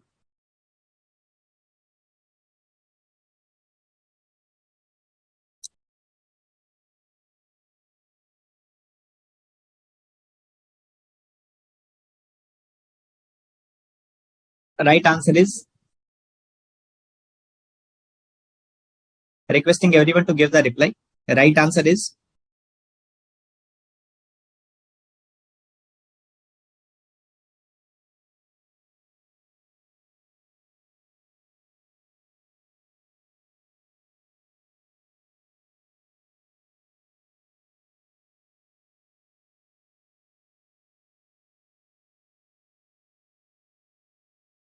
so assuming in the normal course of business, so like what the AMC contract wherein the goods and services will be supplied together, and the goods would be the, again, there could be some restriction. So in that case, if I can assume, I'm assuming that in the normal course of business, it is a common business practice wherein the principal transaction is services and ancillary is goods. Correct. So it will be the composite supply and not the mix, not the work contract, not the individual supply.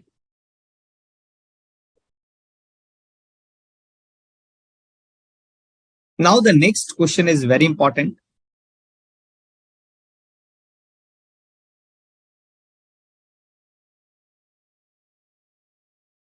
It's a long question.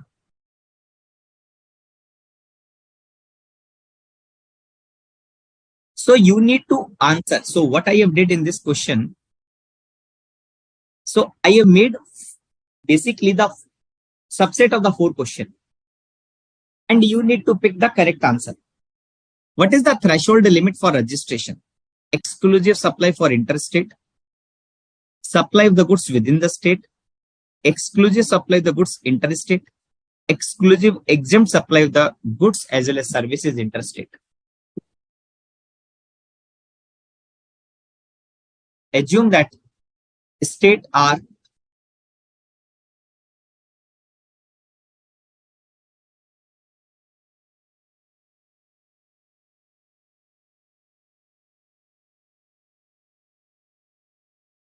special category, other than special category state.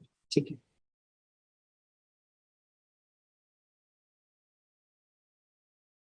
Now, which one is the correct answer?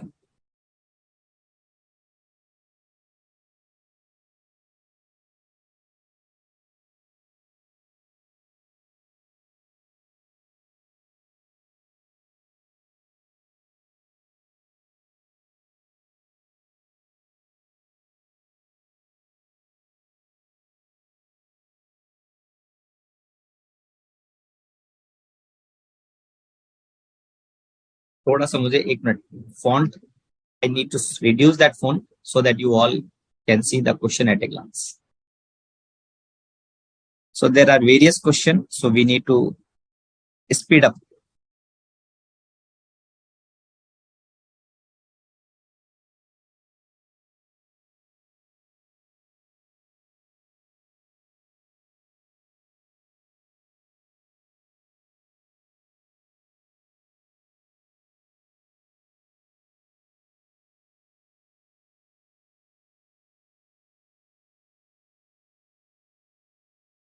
Very nice. Why you have received one correct answer.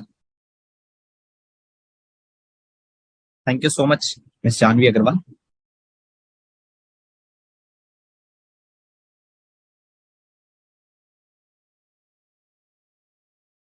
Assuming the state are the normal, not the special category state. Now then give the answer which one is the correct.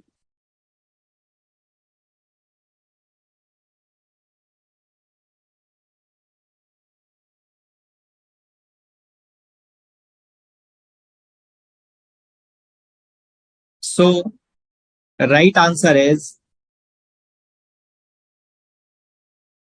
exclusive supply of interstate services. Interstate is still the limit will be 20 lakhs. Supply the goods within the state. Within the state, the limit would be 40 lakhs. Supply the goods interstate, mandatory registration as per 24. And exempt supply of goods or services inter doesn't matter, no requirement to take registration as per section 23. So the right answer is 20, 40 mandatory and exempt. So the right answer is option number D. Let me move to the next question. Mr. A, advocate, given the legal opinion on this particular day, 10th March, to the ABC Limited, and also raise the commercial invoice on the same date. Payment to the advocate is being made later on after 9 months approx. So 31st December. Company has deposited the tax on 25th May 2023 under reverse charge without interest. You being a consultant, please comment on the levy of interest, applicable or not applicable.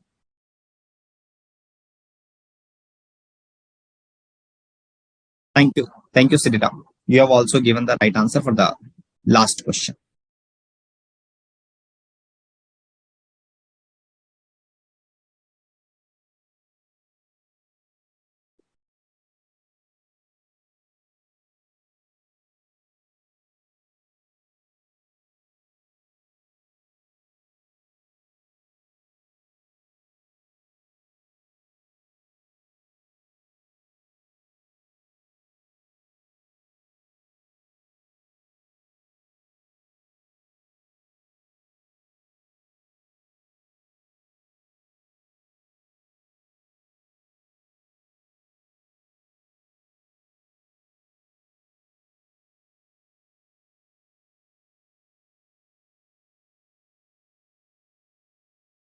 Applicable or not applicable, kindly support your answer with bit reasoning. कुछ reasoning जरूर दीजिएगा मुझे आपके answer के साथ. What is the reason whether will the interest be applicable, or what is the reason the interest would not be applicable? Kindly support your answer with some reasoning.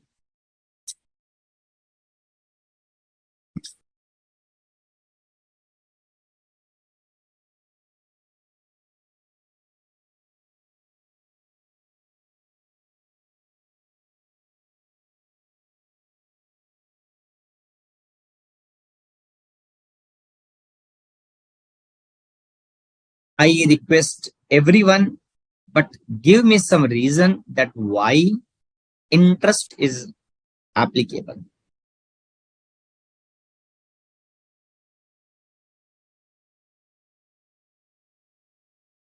Or why interest is not applicable.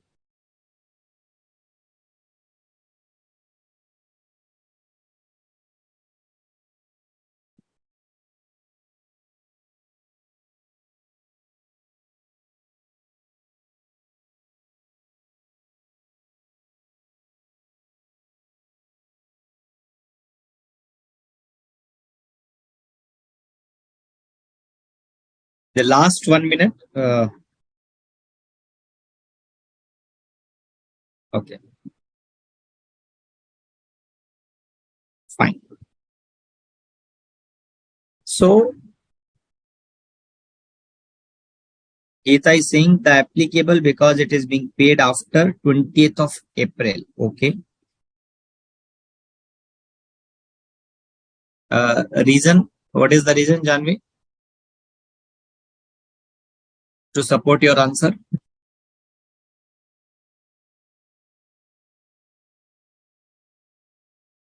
So you all are saying that yes, the time of supply provision will be attracted. The time of supply is 60 days and 60 days and approximately on 10th May. So interest will be applicable from 10th to 25th May. Delayed has interest. Okay, let me ask one interesting question to all of you.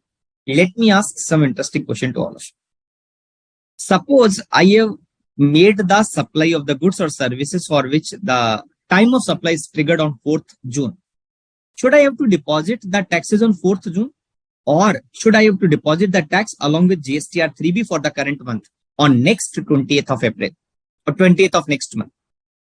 क्या मुझे tax her time of supply के दिन deposit करना है या जिस month में मेरा टाइम ऑफ सप्लाई ट्रिगर्ड हो रहा है उसके नेक्स्ट जो भी मैं 3B फाइल करूंगा अगले महीने की 20 तारीख को 20, 22, 24 whatever the date, do I need to deposit the tax on every time of supply date or do I need to deposit the taxes of entire month along with the GSTR 3B to be furnished on after the end of the month by 28th, 22, 24, whatever the case may be. आज मैंने cell किया goods, the time of supply आज है. कल मैंने cell किया, उसकी time of supply कल है. Should I deposit the tax on 4th? Should I deposit the tax on 5th on every date? Answer is no, sir. We need to deposit the tax of entire tax period by 20th of next month. By 20th of next month. You all have calculated 60 days, which is being completed on any date in the month of May. It means the liability would be, would be of May month, which has to be paid by 20th of next month or 22, 24 or 25, whatever the due date is there. I am not required to deposit the tax on every date of time of supply. I will pay along with 3B of next month. So it means if there is a time of supply of May month, I have to deposit in the June by 20th of June, assuming it is a monthly taxpayer. It means there is no interest applicable in my view. Counter question, most welcome. If you have any counter question, kindly share.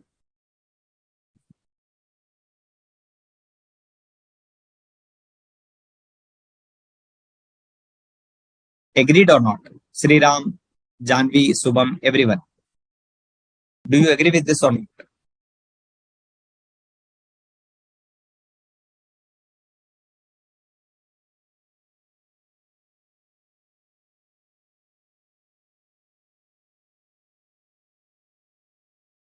The time of supply for reverse charge in case of services, 13 subsection 3 would come into the picture. So invoice following 61 days, following 60 days, or second is date of payment, whichever is earlier. Okay. Whichever is earlier. So it means the date of the payment is later on. So I can say on this March, I have to add 61. So what is the date of invoice? 10th of March. I will add 61 days. So 10th May, 10th April, 10th May, approximate 6, 10th or 11th, whatever the date. But this, it means this liabilities of May, which I have to furnish in the next month, 20th. If it is monthly, if it is quarterly, then 25th, whatever the case may be. Should I proceed? Next question. Can the transporter who has opted forward charge? can apply GST 5% for some customer, and for some customer he can apply 12%. Is it possible? Or he has to go for one rate, 5 or 12?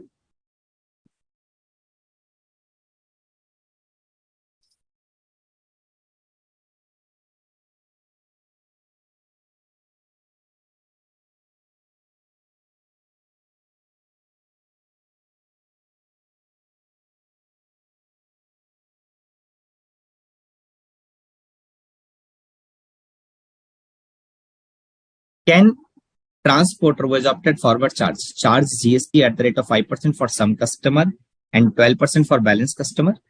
Is it possible or not possible?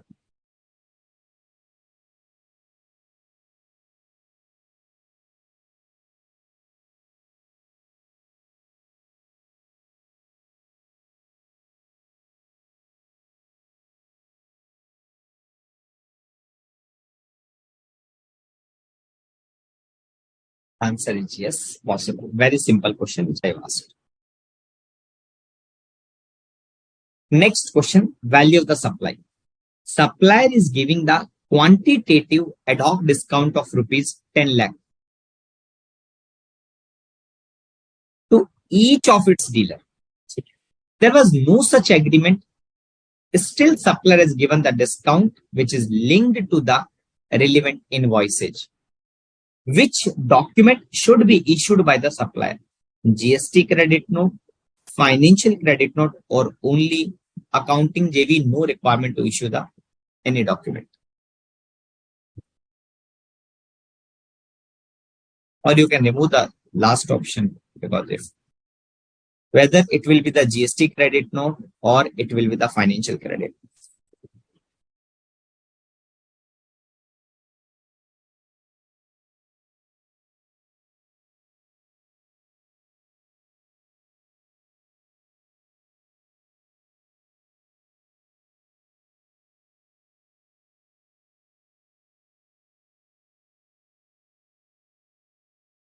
Sriram, question number 7, the portal is not asking any taxation system. The portal is only asking that to declare the annexure 5 by the 15th March or whatever the date they've extended. They are only asking whether transporter like to opt forward charge or reverse charge. In the forward charge, they have given the 2 rate 5 or 12. Let's say I am a GTA, I can opt 5 and 12. Only when only one point will come into the picture.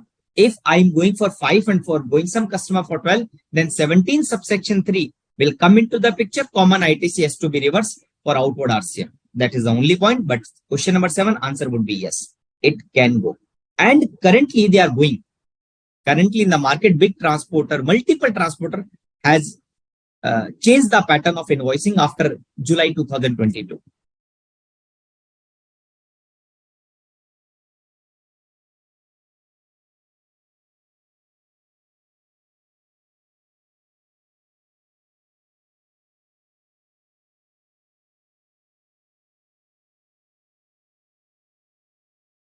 Question number 8, very simple, very simple. It will be the financial credit, because we all know section 15, subsection 3, clause B. If I'm giving the discount for which there is no agreement, or recipient has not reversed the ITC, or not linked to the relevant invoices, there are the 2 conditions. It should be linked to the relevant invoices, recipient has reversed the ITC, and there has to be agreement. Because in this case there is no agreement, then in that case the 15 subsection 3 clause B ka condition has been violated, not fulfilled. So GST credit note cannot be issued. It has to be the financial credit note only.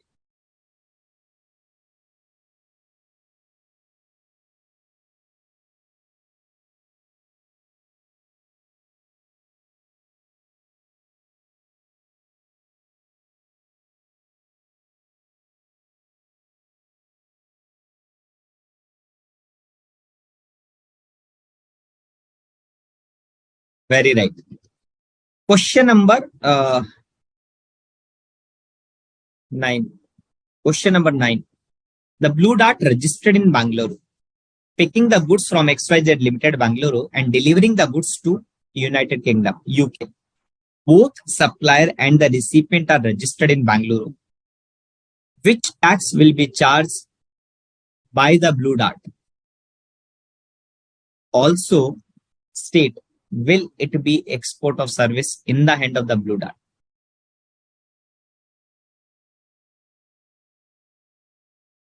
Question is with respect to the place of the supply.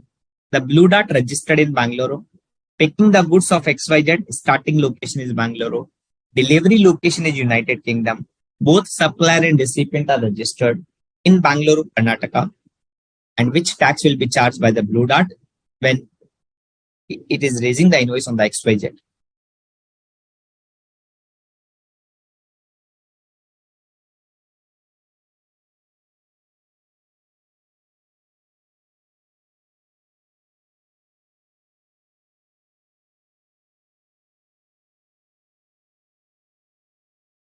I hope you all are enjoying the MCQ. आप सब लोगों को अच्छा लग रहा होगा MCQ. Just quick feedback on these MCQ.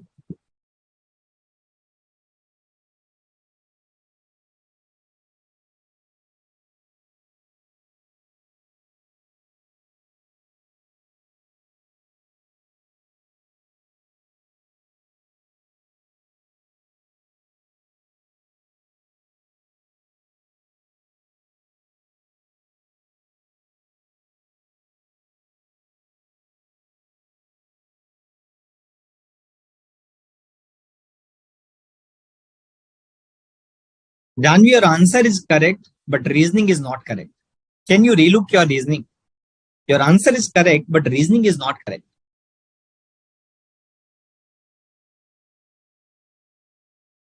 Could you please relook on your reasoning? You are saying something that place of the supply is this much, this location. So that is not correct.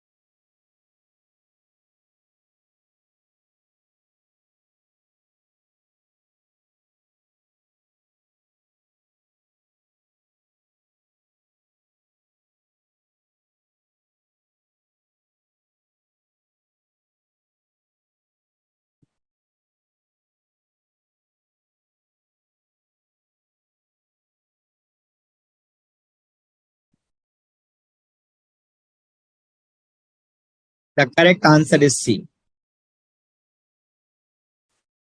The correct answer is C.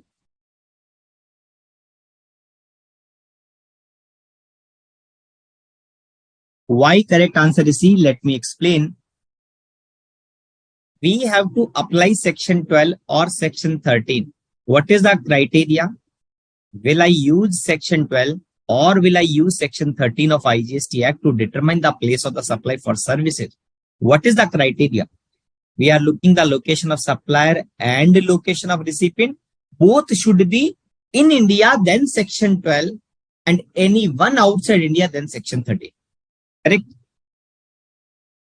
So, because the blue dart is the supplier, customer is recipient is XYZ Limited, both are registered in Bangalore. So the place of the supply would be governed by section 12. Agreed or not? Now, when I go with the section 12, then there is a specific provision for transportation of goods, section 12, subsection 8, which talks about that the place of the supply would be B2B, it would be location of recipient, but there is a proviso. The proviso says that if the goods are delivered to be outside India, then place of the supply would be destination of that goods. It means I will apply section 12 because both parties are in India. According to proviso to 12 subsection 8, it says that the place of the supply will be UK. Please note, in future, this proviso has already been omitted, not yet effective, but just only for the information. This is the future, but it is not yet implemented. Amendment of the Finance Act 2023. So, I not considering the amendment of Finance Act 23. As per the proviso to section 12 subsection 8, place of the supply is UK. And now, section 7 of IGST Act says that if the location of supplier is Karnataka and the place of the supply is like outside that state or UT, then because both are not within the state, so it will be export, it will be interstate supply. It will be interstate supply. And therefore, IGST need to be charged. Now the question whether it is export of service or not. Go to section 2 clause 6 of section 2 clause 6 of IGST Act. For export or service, there are 5 conditions. Supply should be in India. Recipient should be outside India. But in this question, the recipient is also in India. Therefore, this is not export of service. Any doubt? Kindly do the argument. Kindly raise your cross argument. I have completed my reasoning. So, waiting for your counter reply. But the right answer would be C.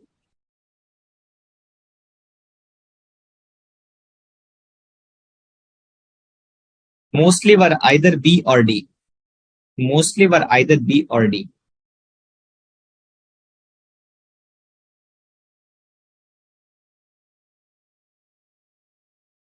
मतलब आपका और मेरा answer different आ रहा है. Is there any problem? मतलब ऐसा तो नहीं है कि कुछ अंडरस्टैंडिंग में इश्यूज है. मेरी आपसे एक रिक्वेस्ट है कि अगर आपको ऐसा लगता है कि क्वेश्चन अभी भी क्लियर नहीं है, please ask once again. Let me say that instead of 17 MCQ, I could complete 15, 20, 15 or 12. No problem, but जितना भी complete होगा वो तो better, अच्छे तरीके से complete होगा. If you have any counter question, kindly raise the counter question. क्योंकि आपके जो आंसर आ रहे हैं एकदम अपोजिट आंसर आ रहे हैं. आपके जो आंसर है वो बिल्कुल अपोजिट है. सो अगर आपको कोई क्लैरिटी और लेनी है, और इफ यू फील दैट नहीं सर यहां आपका थोड़ा सा अंडरस्टैंडिंग में कंसर्न है, kindly raise, no problem at all, we all can discuss. But मेरा एक ही रिक्वेस्ट है, क्वेश्चन क्लियर होना चाहिए. चाहे कुछ कम करें कोई प्रॉब्लम नहीं है, बट जितना करें उतना बेहतर हो. Let me move to the next question.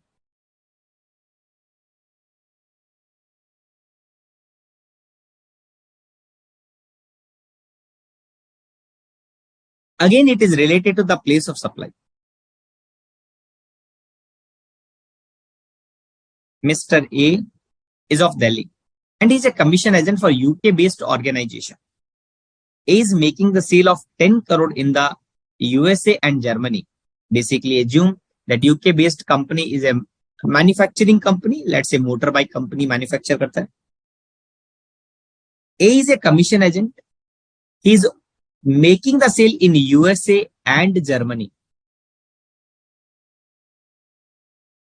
ठीक है? For which he is raising the invoice 10,000 GBP, for which UK is making the payment in the foreign currency. Both parties, Mr. A and UK company, are not related to each other. What is the nature of the transaction? Will it be export of service? Or it is not export, it is a domestic transaction for which CGST and UTGST would be charged. It is out of GST because sales is originated and consumed outside India. Or it is not export of service, it is a domestic transaction for which CGST and SGST would be charged. Now over to you.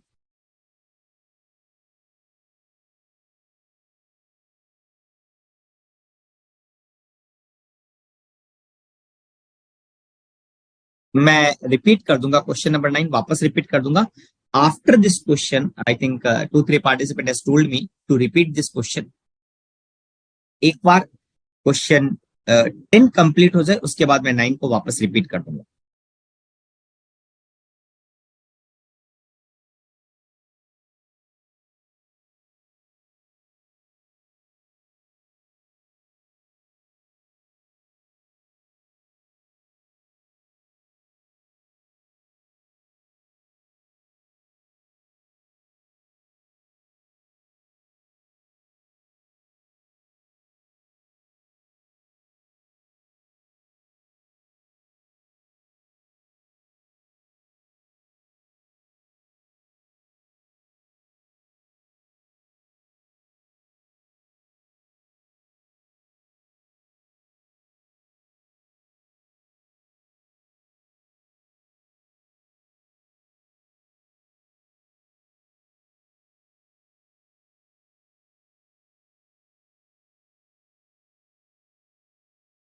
Janvi, I will not tell, but you have to give the answer, then I will explain and then give the answer. पहले आप try कीजिए क्या option होगा. But your guess is correct.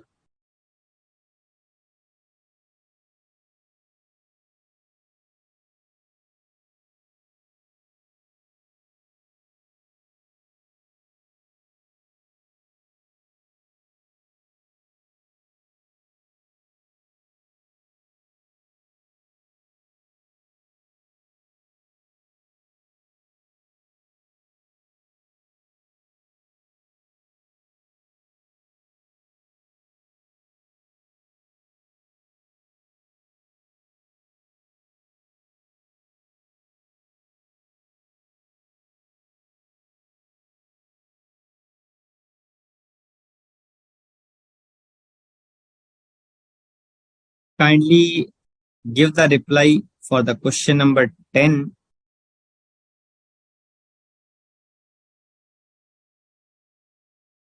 At every time, the answer is always different of all the participants.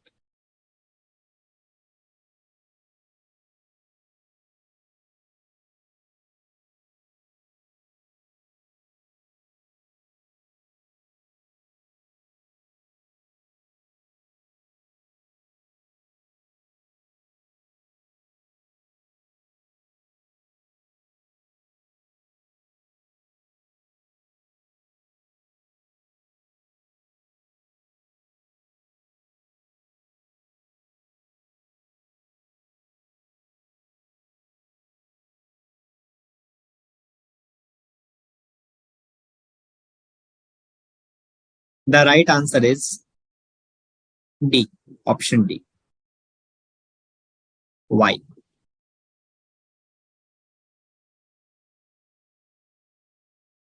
C. The question is basically the place of supply. Now, Mr.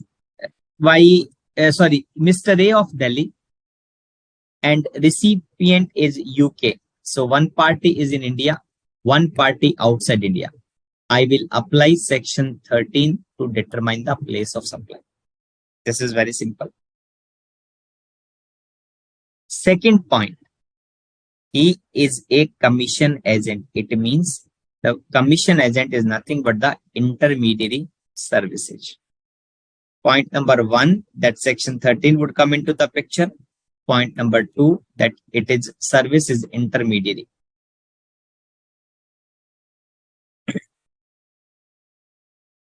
Point number 3, in case of the intermediary, there is a specific provision. Let me write the section clause, subclause number. Section 13, subsection 8, clause B. You are not required to remember.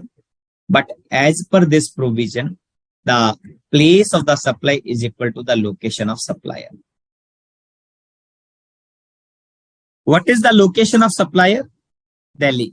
What is the place of the supply? Again, Delhi.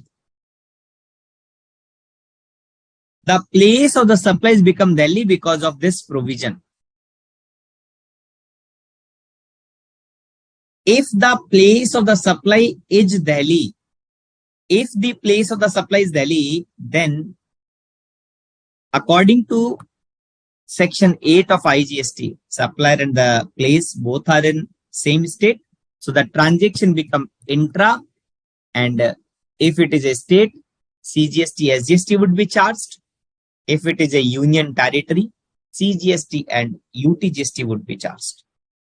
Because Delhi is the state as per the GST, because it is a separate legislature, so he will charge CGST and SGST, and it is not export.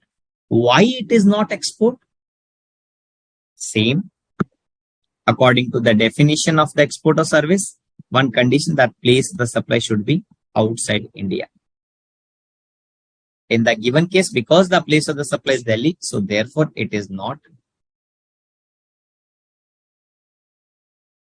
export.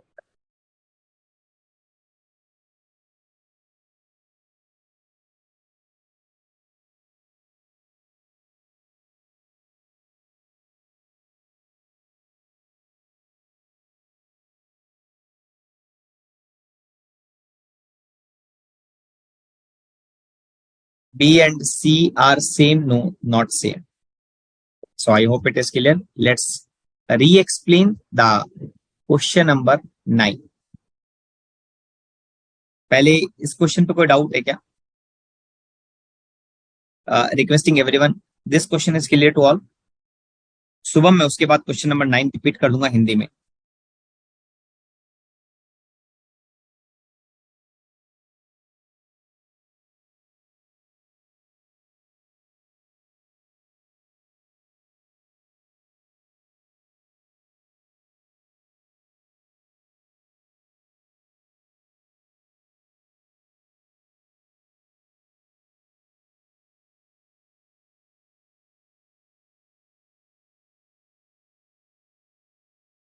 Should I move to the question number 9? एक बार मैं वापस quickly explain करता हूं question number 9.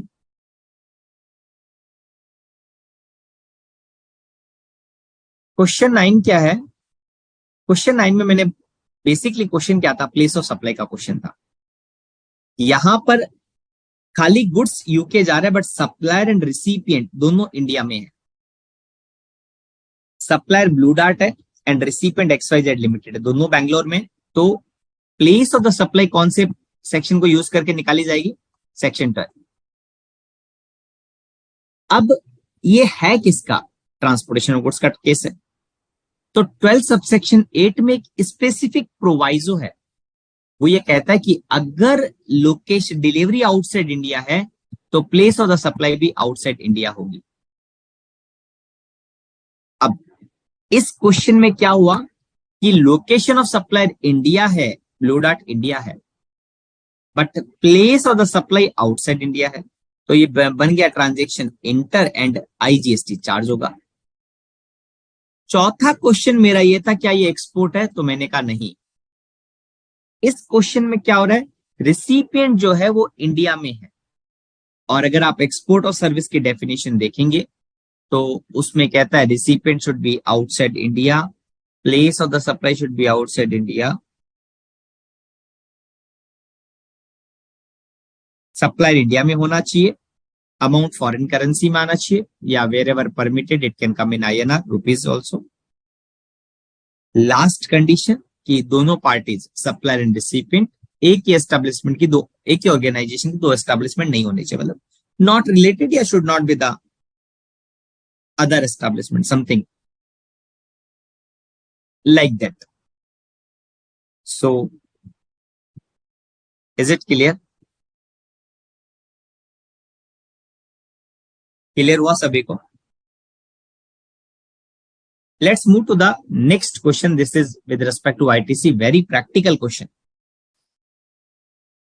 A has opted QRMP and filing the GSTR1 for the March 23 on 12th of April 2023 after 11. He has one transaction that goods has been supplied in the March 23 but has been received to the by the recipient. It has reached to the recipient premises on 5th of April. Now you are requested to suggest that this transaction, when it will appear in the GSTR to be of the recipient. Second, when the recipient would be able to take the ITC. So there are the March and April ka combination. You have to read and then give me the answer.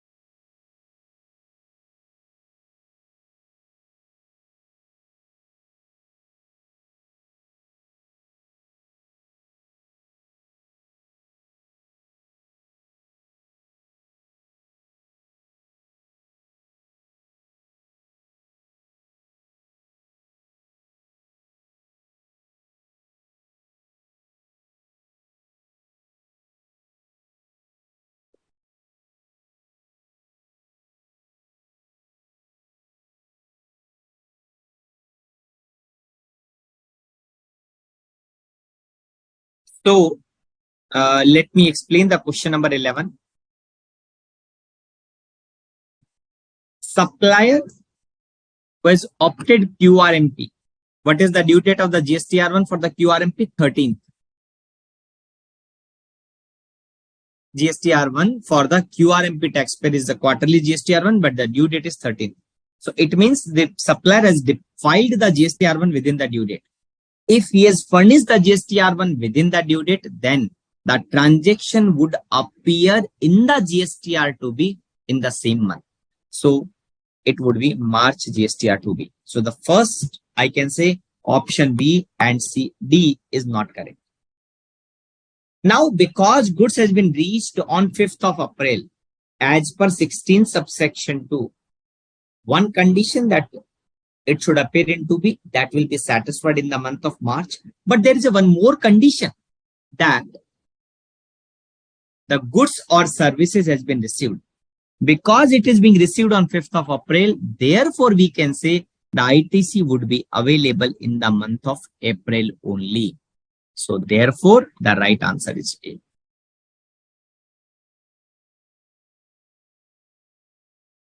Fine. Let me move to the next question. We have the 6 question total. Total 17 है. बड़ा simple question. It is very simple question.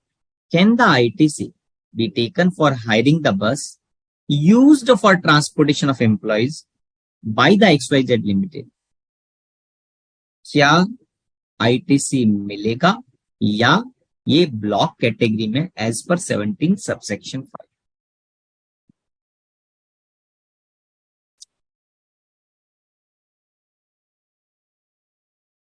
क्या बात है श्रीराम, मजा आ गया.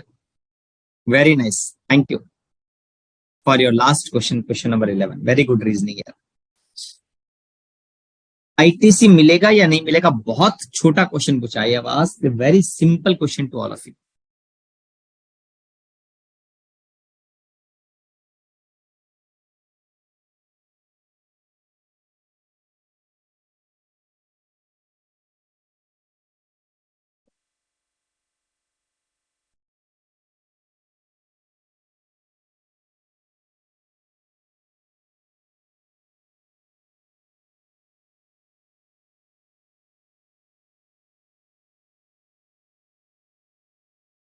मार्च के लिए IFF क्यों होगा जानवी? मार्च के लिए आईएफएफ क्यों होगा? आईएफएफ तो फर्स्ट मंथ के लिए होता ना, M1 एंड M2 के लिए। M3 तो आईएफएफ नहीं होगा, it will be the GSTR1 only. March का ट्रांजेक्शन GSTR1 में रिपोर्ट करना है, and he has reported.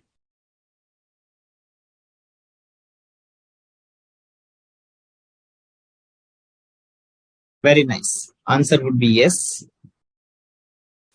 Up to 13 seater is the block category. If it is more than 13 seater, no blockage. Question number 13. Whether self-invoice and payment voucher is required in case services has been received from the advocate who is registered in the GST. Let's say I'm an XYZ Limited and I have received service from advocate, and advocate is also registered in the GST. Then in that case, self-invoice is required, payment voucher is required, both are required, or none of the document are required.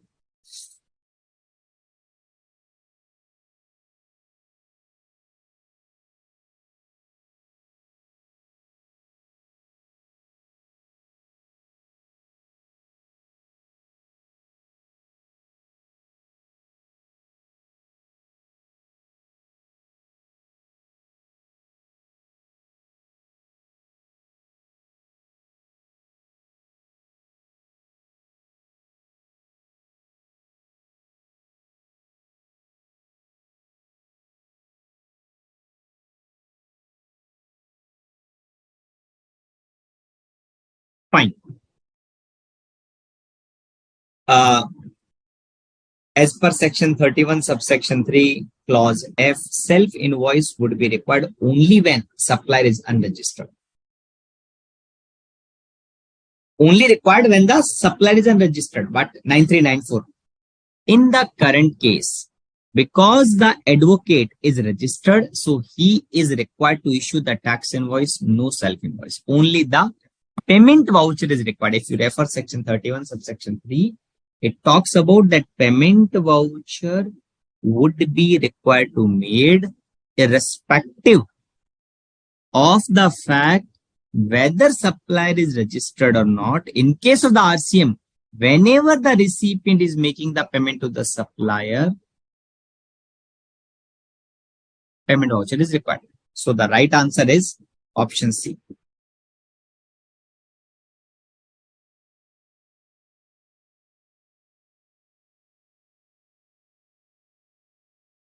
अगर आप payment voucher का provision देखेंगे, then payment voucher हर case में बनेगा, चाहे supplier registered है या unregistered. RCM की बात कर रहा हूं। But self invoice would be required only when the supplier is unregistered and transaction fall under RCM. ठीक है, let's move to the another question. Whether refund can be taken in case of the export of exempted goods. क्या exempted goods का अगर मैं export करूंगा तो refund, whether I'm eligible to take the refund?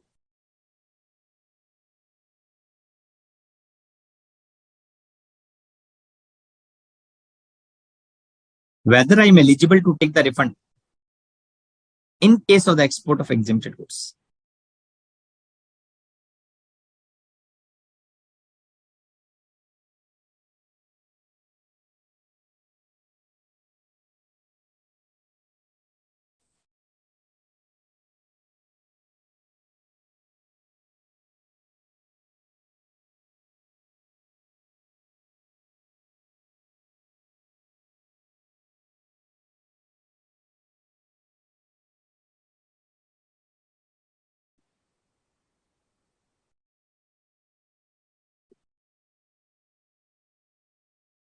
The answer is yes. We are eligible to take the refund.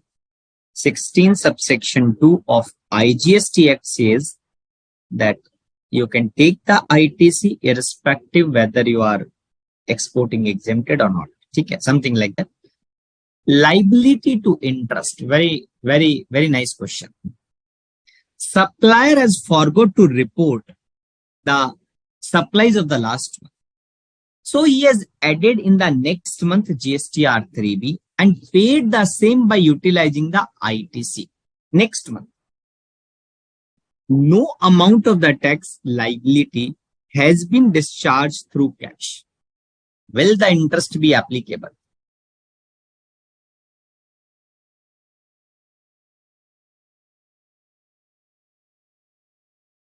क्या interest applicable होगा इस case में?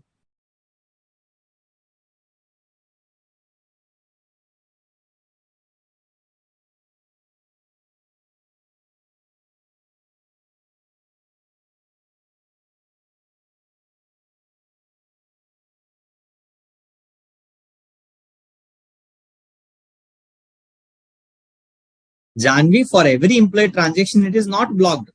The transaction which is covered in the 17.5, to that extent ITC is blocked. Let's say I purchase the computer for my employees use. Let's say I have purchased the furniture fixtures. Will the ITC be blocked? Answer is no. For every transaction, ITC is not blocked. So which is blocked? Given in the 17.5, like food and beverages, healthcare services, multiple transactions are there. In that case, there is a provision, clause A, which talks about that up to 13-seater ITC is blocked. It means if it is more than 13-seater ITC is not blocked. You can refer the clause B subclause 1 as well.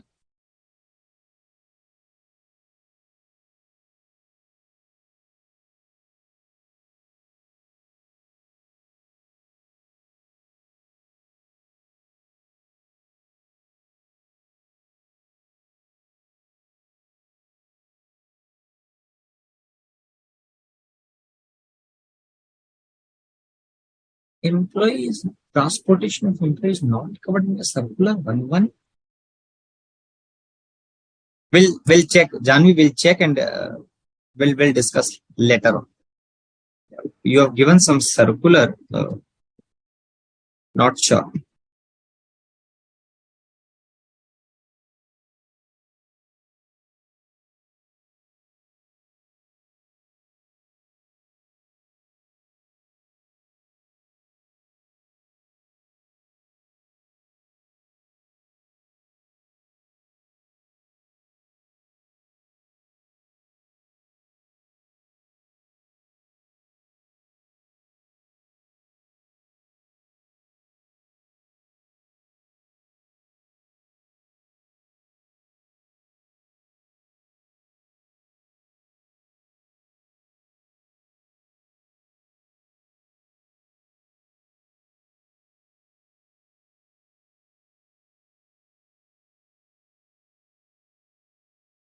How the circular 1 would come into the picture? It talks about the movement of the goods between distinct person.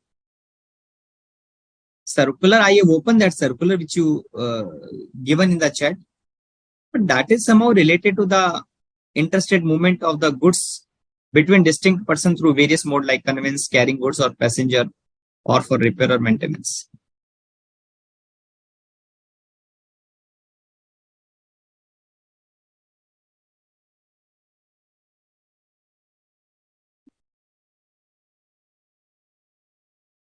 And the issue levy of IGST exemption or interstate, I think it is not relevant in my view, but maybe.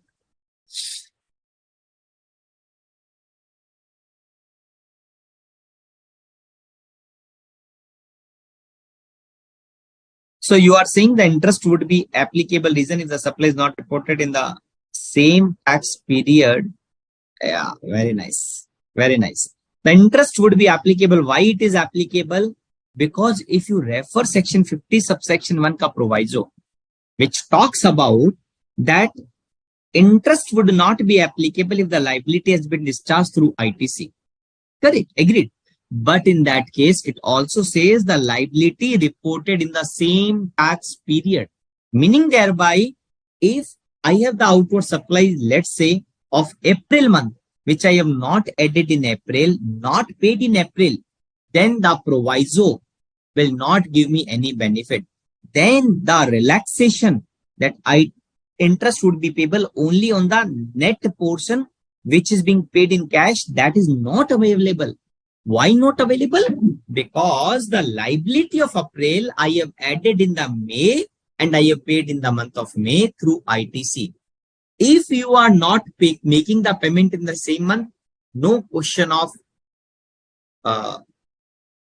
interest on the net portion, you have to pay the interest on the gross tax liability. Very nice. Now there are two more questions. Very simple question. If aggregate turnover in the 18-19 was 11 crore and after that turnover was below 2 crore, so will the e-invoice be applicable? No, as the preceding financial year turnover does not exceed 10 crore. Yes, as the turnover exceeds 10 crore in any of the preceding financial year, so e-invoice would be applicable. What is the right answer? A or B?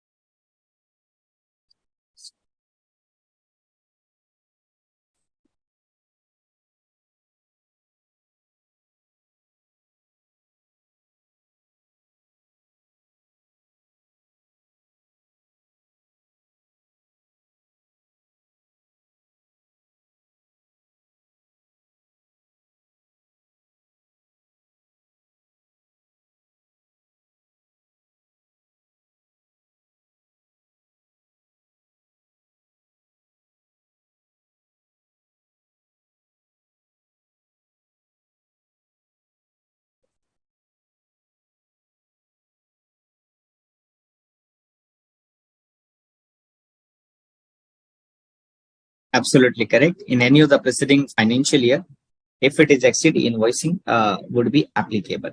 So again, Janvi, I would say that passenger they are covering, but the main motto or main point they are talking about whether it is a supply or not between distinct person, because there is a movement of the goods or passenger between two GST number. But my question was that if they have purchased the or if they have taken the bus on hire or purchased the bus for movement of the employees, let's say from metro to office or office to home or something like that. Okay. In that case, can they take the ITC? Answer would be yes, because it is more than 13 seaters.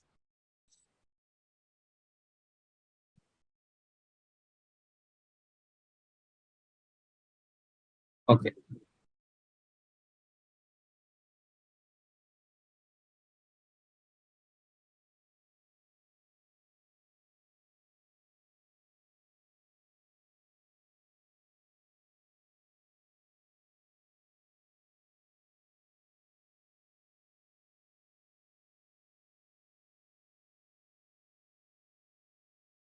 Last question for the day. What is the due date of the GST R3B of the taxpayer having aggregate turnover below 2 crore and opted monthly GST return system? What is the due date for the GST R3B? Below 2 crore. Turnover is below 2 crore. 25th, 24th, 22 or 20.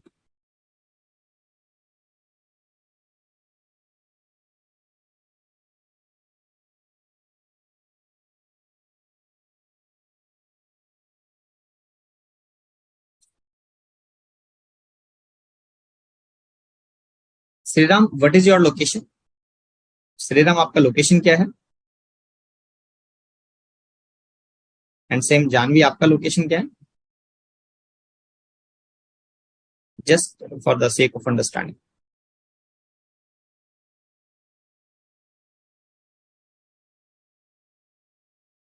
So anyway, this is the last question. What is the due date of the GST R3B of the taxpayer having the aggregate turnover below 2 crore but opted monthly GST return filing system? 25th, 24th. Yes, absolutely correct.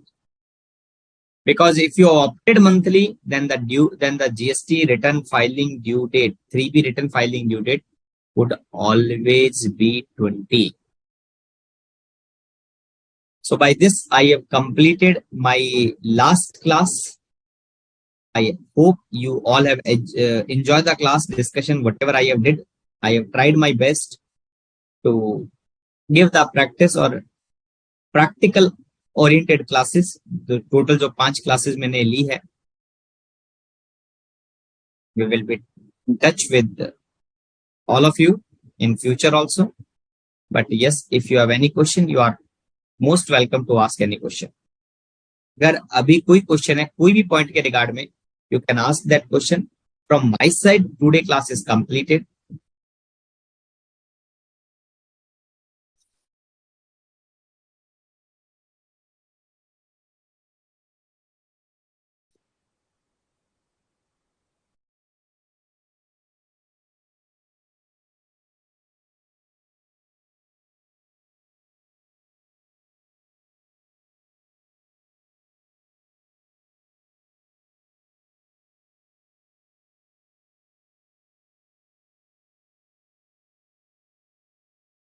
If you have any question, you are requested to ask any question if you have.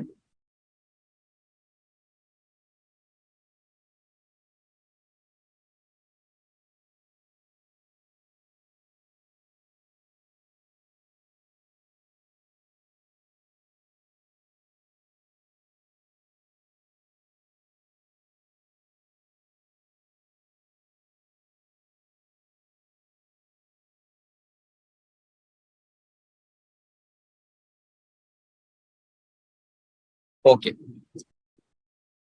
Thank you very much. Goodbye to all of you. All the best for your exams, and that's it from my side.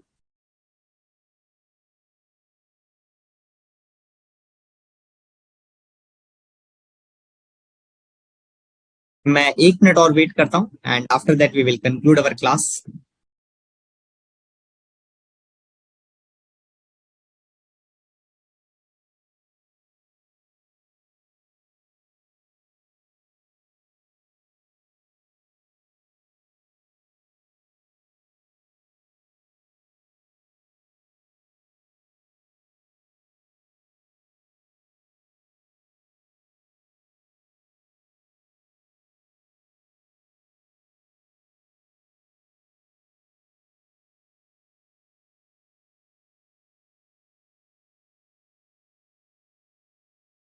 Thank you very much to all the participants. Goodbye to all of you. We'll definitely meet whenever जब भी लिखा हुआ है. ठीक है. अशोक जी, over to you. You can conclude the class today.